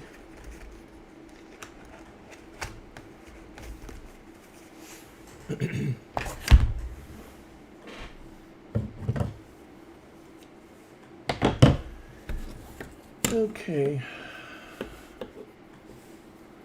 We'll be here when you get back. Thank you, Alice.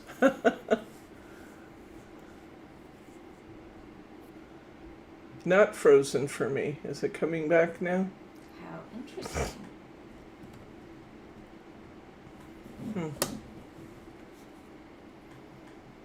How about the rest of you guys? Is your picture still frozen? It appears to be here, but maybe it just needs to be, maybe we just need to hit the mouse on the other computer and see if it's actually.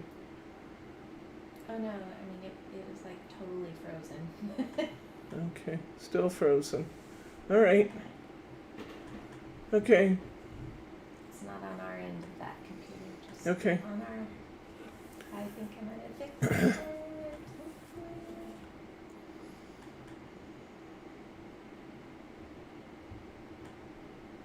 Well, while you're waiting for me, if you can still hear me, let's go ahead and tie the organza bow. Do a, let me see. Let's do a, let's try doing a 5-1-5. Glenda, yes, you can absolutely leave your tails hanging down instead of flat. Absolutely. Not sure if you guys can hear me.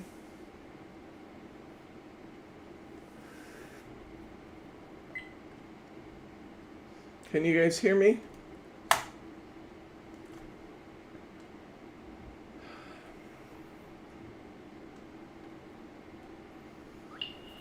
Yep, I can hear you. Are they saying? Oh, okay. While you're waiting for me, let's take that wide piece of organza, tie a 5-1-5, and let's put the charm, the ribbon slider, onto your ribbon. Here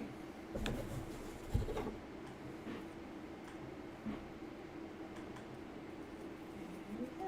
Should be back any second. Go ahead and put your ribbon charm on your ribbon before you bring it back up, which is what we were going to do anyway before our cameras or our internet connection or our camera or whatever it is causing the problems froze on us.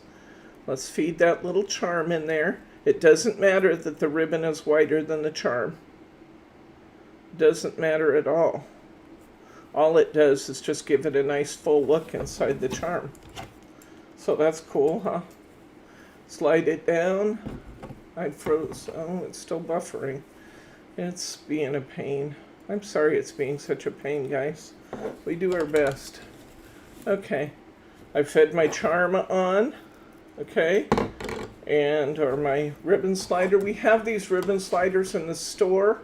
These are the little acrylic ones. These are very, very inexpensive. They are like $2.99 for 25 of them. So you can afford to use these. Now, when you want to do extra special cards because somebody collects something, or they particularly like turtles, or they like snowflakes, or they like ship's wheels, I have all of those available in rhinestone charms too. And they cost more. But for a special card, they're worth it. They're not terribly expensive, but they do cost more than our standard ones. Let's go ahead, feed that charm on there, and spread out our loops and see what we get. I love organza ribbon too. If you're looking for a ribbon that's easy to work with and less expensive, organza is nice because it's non-directional. You don't have to worry about what's on top and what's what. I think I may have a mistake in my ribbon. I have 2 5s, so I'm going to take, or 2 1s. I'm going to take this back out.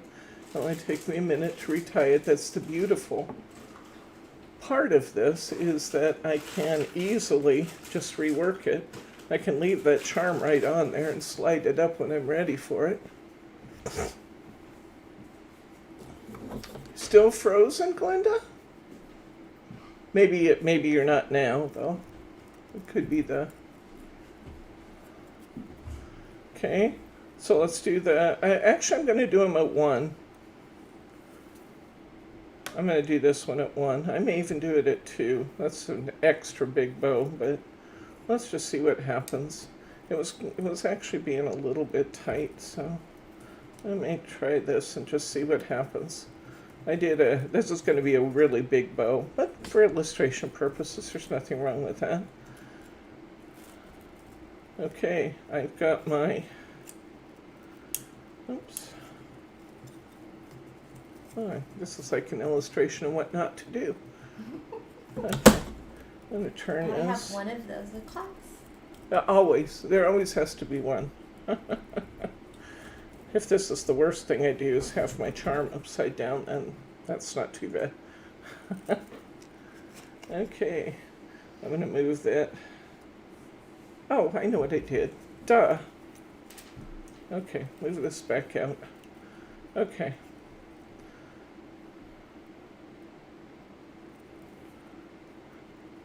I know what I did wrong. I was trying to move the charm in place at the wrong time. Okay, the charm doesn't go on until you're pulling it back through from the other side. That's what I was doing. That was crazy. Okay, this is just barely going to be long enough at tied at 1 and 2, but it'll be pretty to see what we get. This would be a pretty hair bow, I'll betcha. For those of you who might have grandchildren or children that you're wanting to tie pretty hair bows for, this is going to be beautiful. This is going to be beautiful. Look at this. This actually, for a large card, this would still be fine. It's actually a 3-inch bow. Wow, this is pretty. There we go.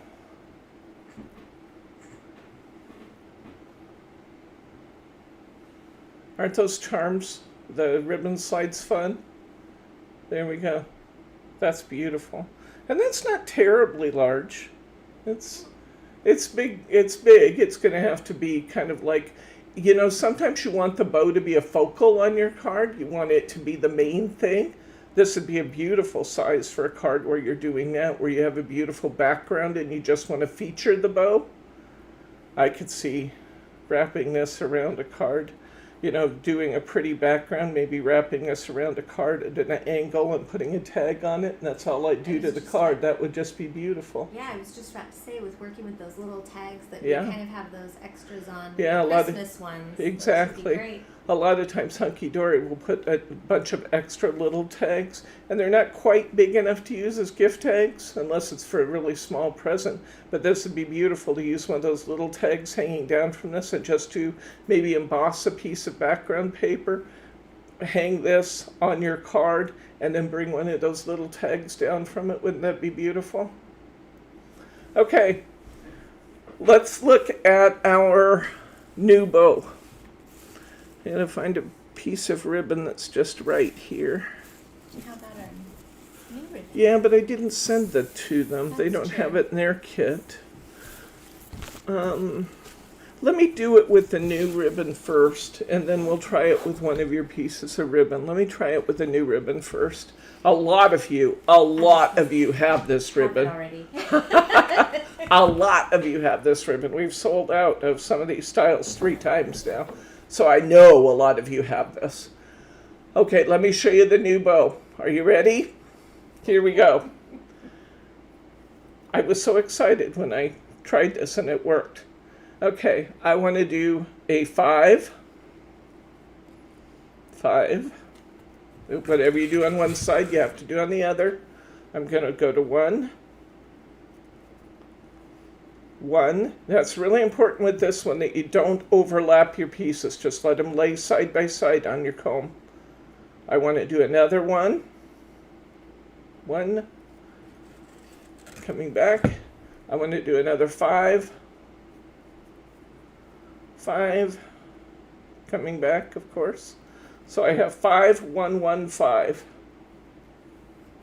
It's not really much different than what we've been doing, but it turns out beautiful with this little ribbon. Here we go. Pull this through. Bring this up. Now this is our new ribbon is most definitely directional. One side on this one is orange and one side is blue. So I want my orange sides up, which is the back of the ribbon. Pull it tight. This new ribbon ties really well too, guys. I'm very pleased with it. Okay, tighten it up. First from one side, then from the other. Let's start spreading those loops out. This is where not overlapping it on your comb is really helping to get these loops to come out side by side instead of tucking inside one another.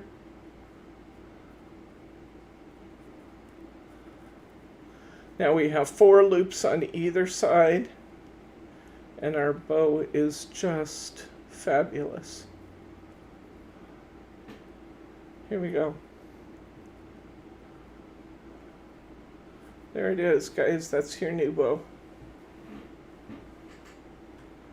It's a beautiful bow to tie with the 1/4 inch. It's not more complicated, but it's a really beautiful bow to tie with a 1/4 inch. Now sometimes you'll want to cheat, like we've done, to flip it over and put a little piece of tape on the back to hold all these loops right where you want them to be, just like we've done. But how sweet is that? With a 1/4 inch ribbon, you're tying that beautiful, deluxe, pretty bow. You want to do another one? Again, I know a lot of you already have this ribbon, so let's use this green one. I'm going to show off the sparkle a little bit more than this orange did. Although all of these ribbons are beautiful, and wait till you see our card samples we've been doing. Margie and I worked until 5 in the morning the last 2 nights. I can't do it again tonight. She says she's not doing it again. She's not doing it again tonight, but we've worked till 5 in the morning 2 nights in a row getting card samples done. Okay, 5, 1, another 1, and then a 5 again, guys. All side by side on your comb. Try not to let them overlap because it will make it easier to spread the loops out. Clip it.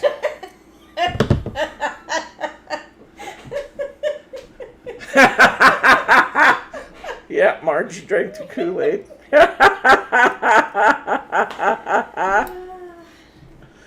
Okay, here we go. Wait till you see what we've come up with, though. Oh my gosh. Our cards are beautiful. I can't wait till we can do the download videos for you. We have 2 of them just about ready to go. Okay, here we go. All right. Pull it tight. Pull this off. This one almost tied itself, guys. Look at that, where you put them side by side. Look, all I didn't do anything. I mean, that's just how it came off the comb. Look how beautiful that is with this ribbon, guys. Is that pretty or what? You saw, I didn't do anything to it. It just came off the comb this way. Wow is right. And they are working so nicely on our Christmas cards. So Kim, I think it was you that said, what ribbons go well with Craftiganza? I'm going to say this new ribbon. Any colors you want to choose that are going to match some of your toppers. We've used, I don't even know how many different colors. We've used so many. We've used these 2. We've used so many different colors. And this one. Now this does a little bit more so than the crepe and the organza. This does slide just a little at the center, so you have to tighten that up, and you might want to use Margie's trick of putting just a little piece of tape in here right before you before you tie that knot, But how gorgeous is that? Okay, it's time to move on to our card, because I want to be able to show you how to use your bow pins and, oops, I'm not going to take the time to do that.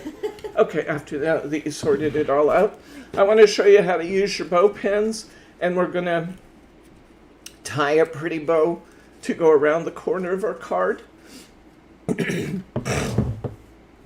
How are you guys feeling? Are you feeling like you know how to use your bow maker? Are you ready to make some of your cards? In this little envelope, we should have a happy birthday sticker. We should have a little butterfly that Brittany just absolutely loves to tie or cut out for everybody for all these card kits. The sarcasm flows. Yeah, note the sarcasm. We have a piece of mirror board. We have a card. We're going to start by covering our card with our mirror board. And let's do this first, actually. Skip that. Let's go back to the sparkle ribbon. We're going to tie a triple with the sparkle ribbon, guys. And you remember what that is. We're going to do 5, 1, 5. Leave a little tail. You have plenty of this ribbon. Leave a little tail. And we're going to do 5, 1,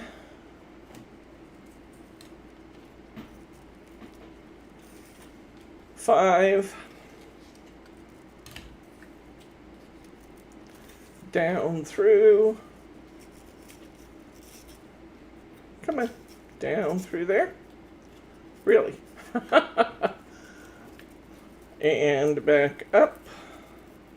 I love teaching this bow class. I think it's great fun. You get to learn such a neat skill in a short period of time. Oh, is Alice signing off? Uh-oh. Bye, Alice. Have to leave. See you on Saturday. Thank you, Alice. Okay. Okay. Leave nice long tails because we're going to wrap this around the corner of our card. Actually, well, let's just do that now. Everybody's cardstock is going to look slightly different because I just took big sheets of beautifully patterned cardstock and I cut them. So everybody's going to get a slightly different piece of cardstock. If you don't have a pattern, a floral pattern on one side, flip it over because it's double-sided paper and your floral design might be on the other side. This is what mine looks like. And I have to decide where I want my bow to go. Now, because I'm wrapping this around my card, I don't have to use the best glue ever here. You've heard me talk about the best glue ever. I don't have to use the best glue ever because my tape is going to hold this firmly in place all the way around. So I have to decide where I want my bow to go on my card. I'm going to spread my little loops of my bow out. I think I will cheat and put just a little tape across my loops of my bow, as I often do, and I have admitted to. What did I do with here? I'm going to put a little bit of tape on the back.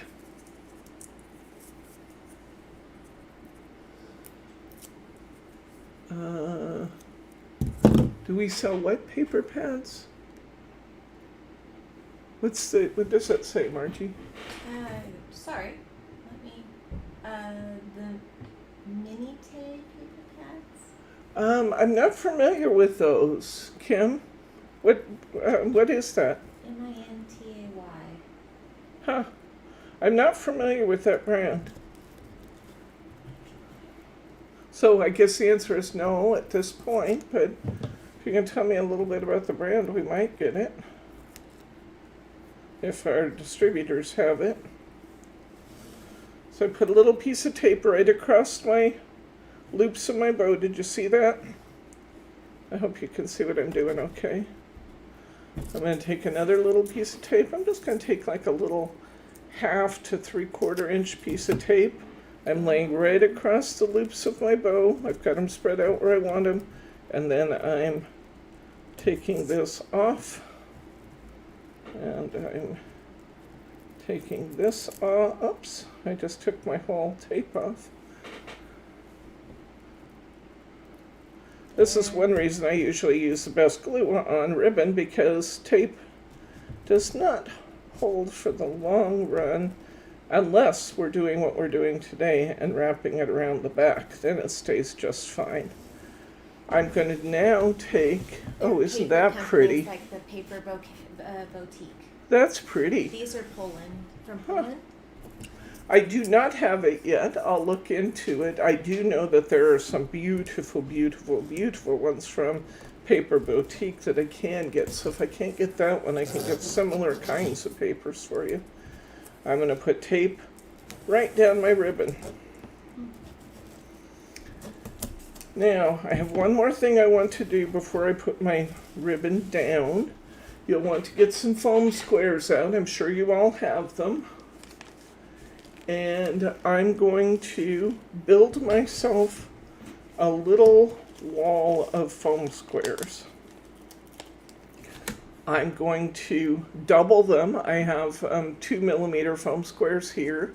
I'm going to just fold this over so I have 4mm foam squares. Okay, so I just doubled them. And I'm going to build myself a little wall of foam squares. I'm going to peel my adhesive off the bottom here. I'm going to find where I want my ribbon to go. I've already kind of done that. So once I've decided where I want my ribbon to come across, I'm going to put my little wall of foam squares on my card. This is going to hold our bow pins. I'm going to take my adhesive off the top of my tape, my foam squares.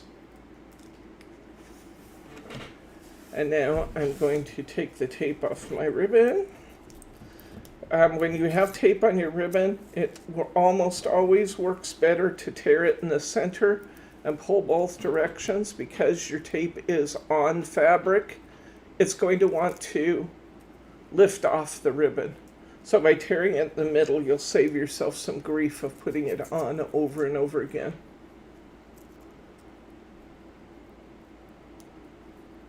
Okay, we're going to put our bow on right overlapping that little wall of foam squares I just made.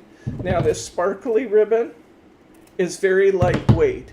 Remember when I said, like with the crocheted ribbon, we would need to put foam squares underneath because it would be so much bulk underneath our card that it would create a funny lump there in our card. You don't have to worry about that with this ribbon, because this ribbon is very lightweight. That was my mouse. I just moved the screen for them. So sorry. Okay. All right. So I've got my bow on.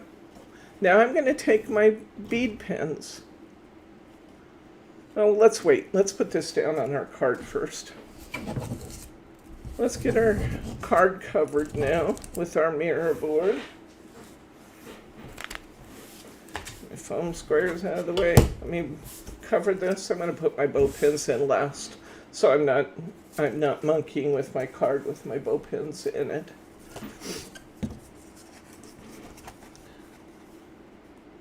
Okay, this happens to be Crafter's Companion paper that you're using, Mary. Years ago, they did a clearance on these great big pads, and I didn't know what I was going to use them for, but I knew I'd use them for something, and we've gotten so many of these bow class kits made out of that paper. I've been really, really glad I bought it when I did. Okay. I actually put down 4 pieces of tape on my card this time because this card is larger than what we usually use. I wouldn't have to. 3's probably still fine, but out of an abundance of caution. Remember, as usual, when we're matching, we're going to match to our fold line first. Anything else we can trim off, but our fold line we want to pay particular attention to.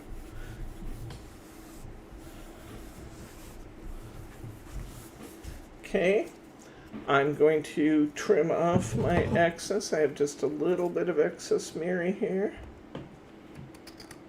So I'm going to trim that down.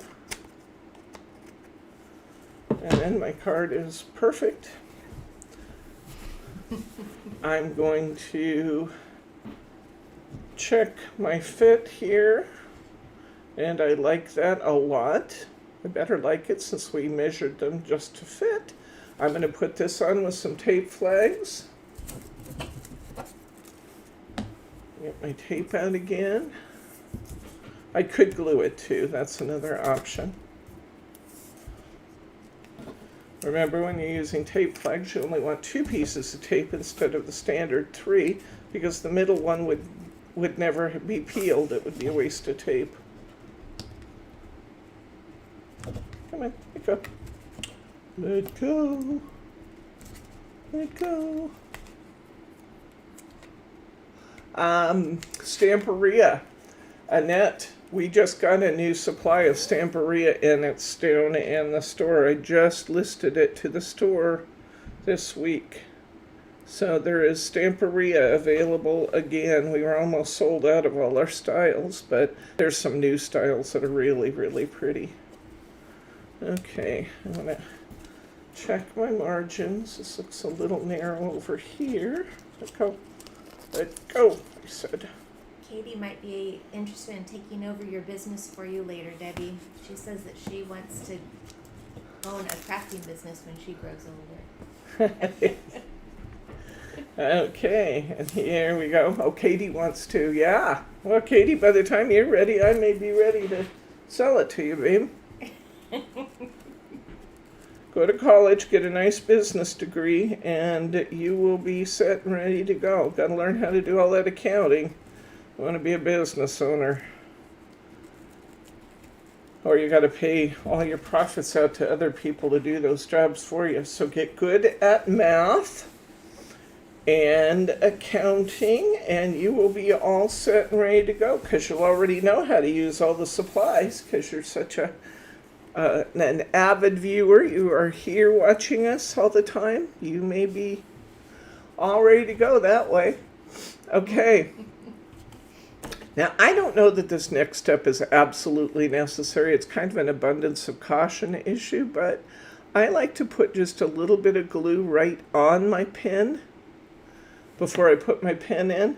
And then we're just going to reach in here and we're going to put these pins right through that wall of foam squares we created.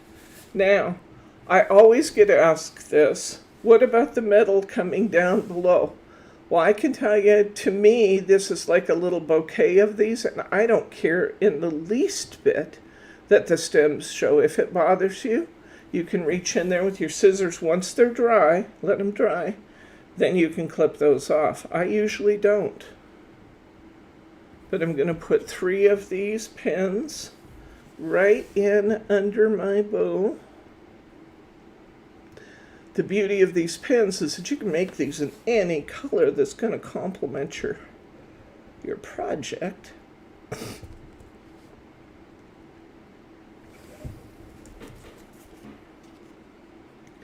And I can set these pins as long or as short as it pleases me. It's just, what do you find visually pleasing? I like that.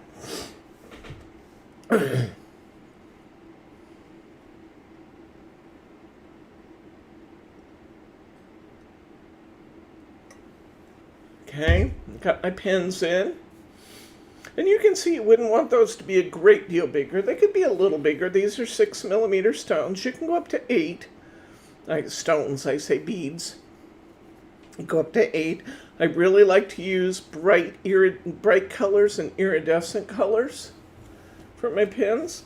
Now we have our happy birthday. And we'll place that wherever we think it's going to look good. I think I'm going to tuck my butterfly in here maybe. I'm going to actually fold my butterfly a little bit, guys. This is one of the things I love to do with butterflies. I'm going to fold it on both sides of the, what do we call this? I need Susan. The thorax, yes. I'm going to fold it a little bit on both sides of the thorax, creating a flat space on the bottom of my butterfly. And then I'm going to just perk the wings a little bit with my fingertips, just to give them dimension.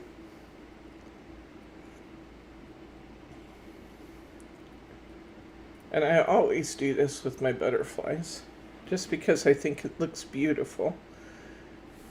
And I'm going to put my butterfly on here. I have this glue open, I guess I'll use that. I don't want too much glue on the bottom, but a little bit. There we go. I'm going to land my butterfly right on that little vine I have right there. Your card will be different because your floral will lay out differently than mine.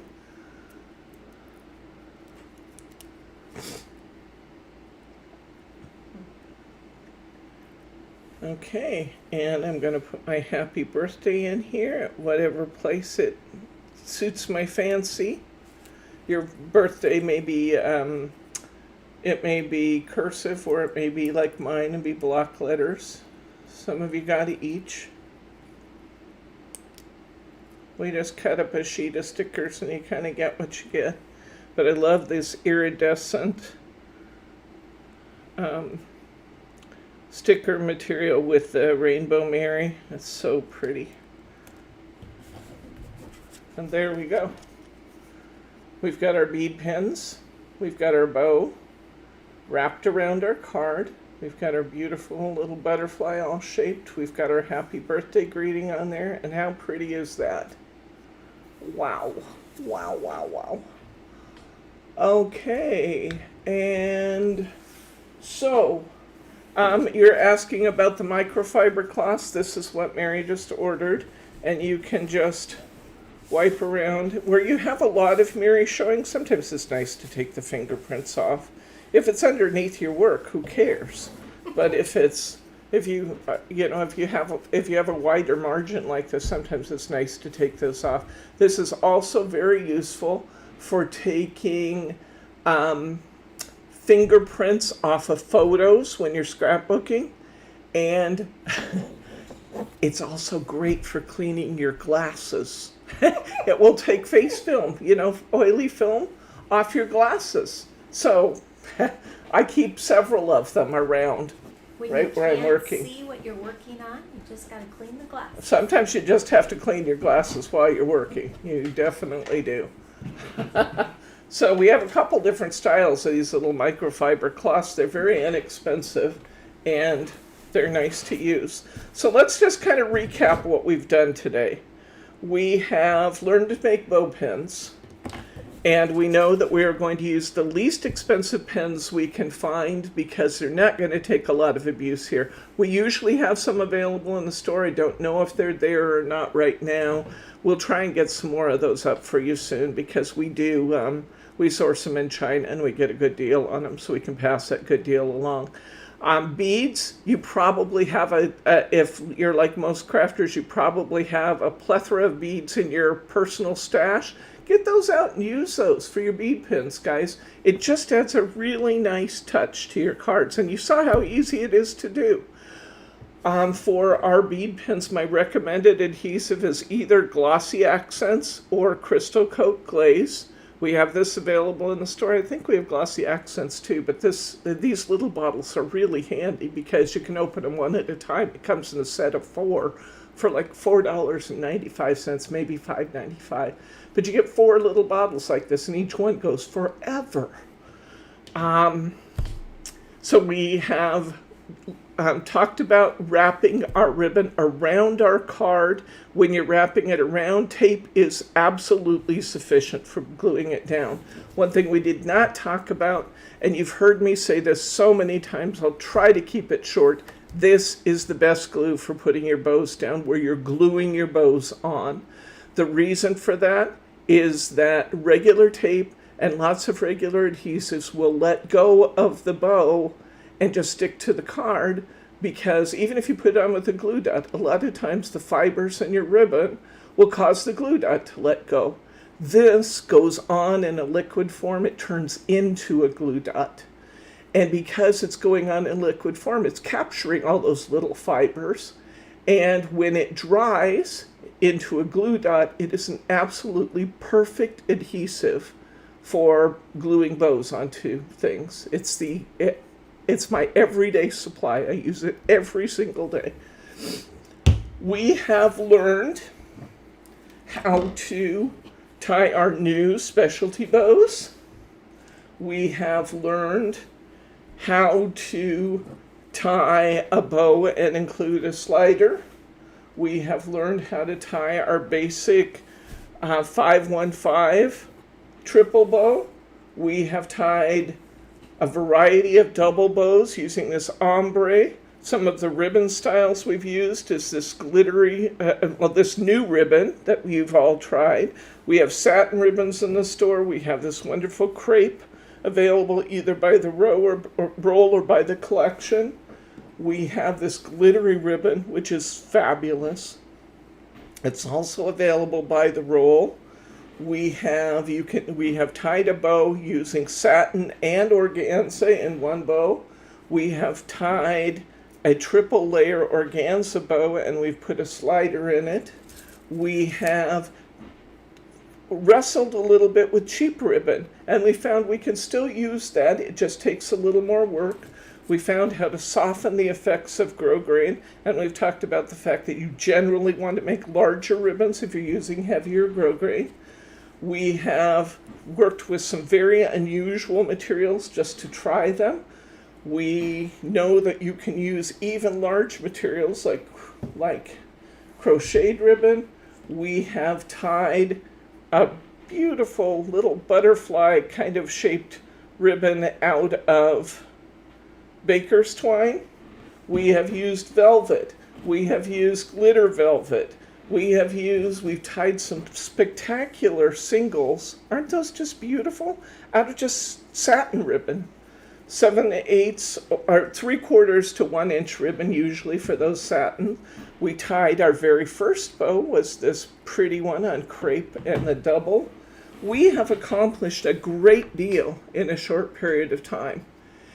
Do you guys have any questions about anything we've covered today? We've talked about how to manipulate your bows, how to tighten the centers. We've talked about how to attach them. We've talked about what to do when it all doesn't work. You take it out and do it again because it only took you seconds to do it to begin with. There are two bags of the pins. What's that? There's 2 bags of pins left in the store. Oh, okay. Okay, so we do still have a few of the bow pins in the store if anybody wants to grab those. Margie says there's only a couple there, but I believe I have some more that we can put in stock if we need them. And one of these days I'll have Brittany take the time to put some more bow pin kits together for you in case you don't have a stash of little beads in your collection. Once in a while we put those up. Right now she's busy putting together class kits because we are keeping that lady hopping with all of our classes. Okay, yes, these are so pretty. I forgot about the bead pins. We use glue at the top. Yes, remember when we're putting the bead pins on, we load our beads onto the pen, then we take the last bead in the row, we slide it up a little bit, we put a dab of glue there, and then we slide the bead back over it. So not only is it glued from the inside of the bead, it's actually sticking to the bead ahead of it, and that will help keep your bead pins really anchored. A good question, Kim, because we did that very first. That's good. What other questions do you guys have? Any questions on any of this?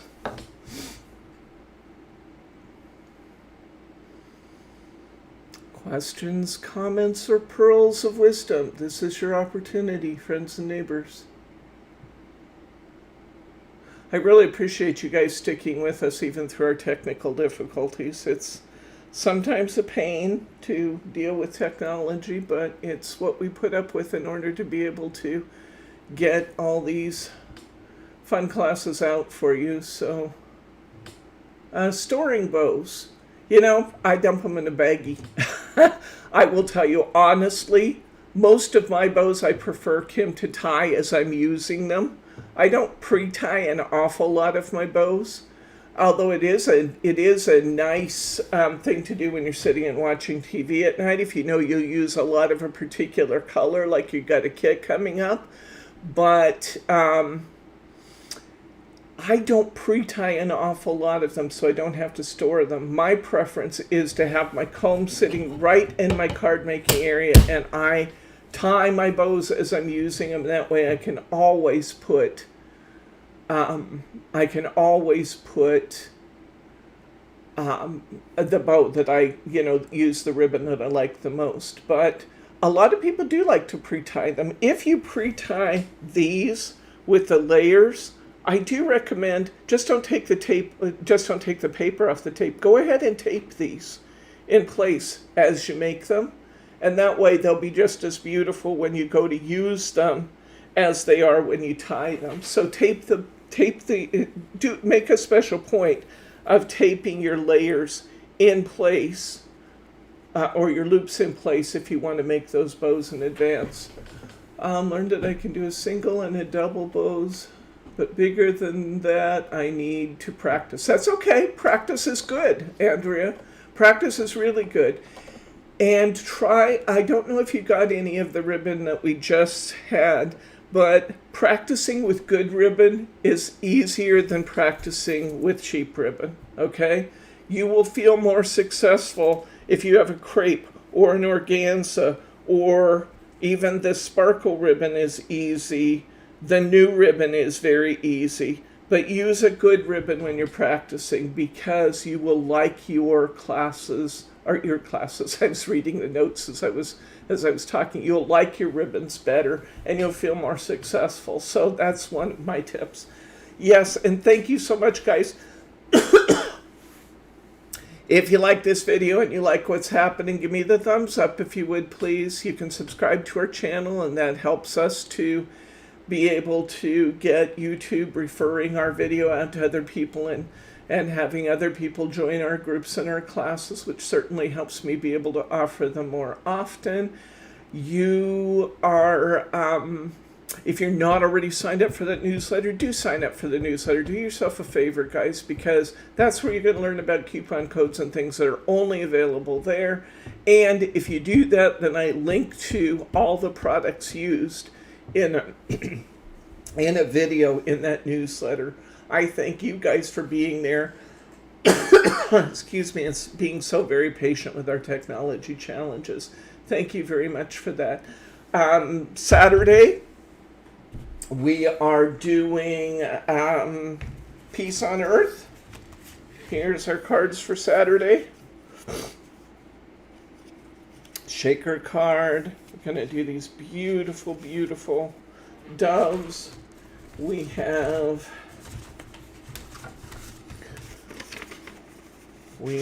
the that easel card in that beautiful blue. Next week we have, I'm not sure which dates things are coming up, but we have our Snowmen cards coming up. They're so cute. Oh my gosh, they're so cute. I love these guys. So we have those coming up. Oh, I wanted to show you this. I told you about these, but I haven't showed them to you yet. You see, here's our clock cards. Did a couple little trickies on these. Tune in to see what I did there. And check this out, guys. I told you that we were going to do some penny sliders. Check these out. Look at my little snowman card. And we've got the polar bear. It comes, this kit. I'm still deciding if we're going to put it into a class or if I'm just going to do a video for you, but we have these kits in stock now. They are so darn cute. We've got Santa doing cartwheels around a stack of presents. We've got a penguin sliding down a hill. We've got the polar bear skating, and we've got the snowman skating. They are just cute as a bug. And this is now available in the store, or will be available in the store. I don't think I put them in until I decided whether we're going to do a video or a class. They're actually fairly simple to do, so I might do them just in a video, unless you guys specifically want a class. I guess you guys can tell me what your preference is. But so many fun things coming up, guys. Any preference on that one?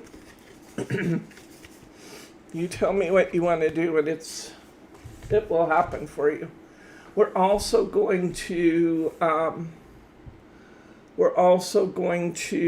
put together the scoreboard class we talked about for making a box, and then we'll do some tags, because we talked about the tag and the gift of tags. And Kim asked about that last time, and then a lot of you chimed in that you'd like to have one of those classes in using the adorable scoreboard for making boxes.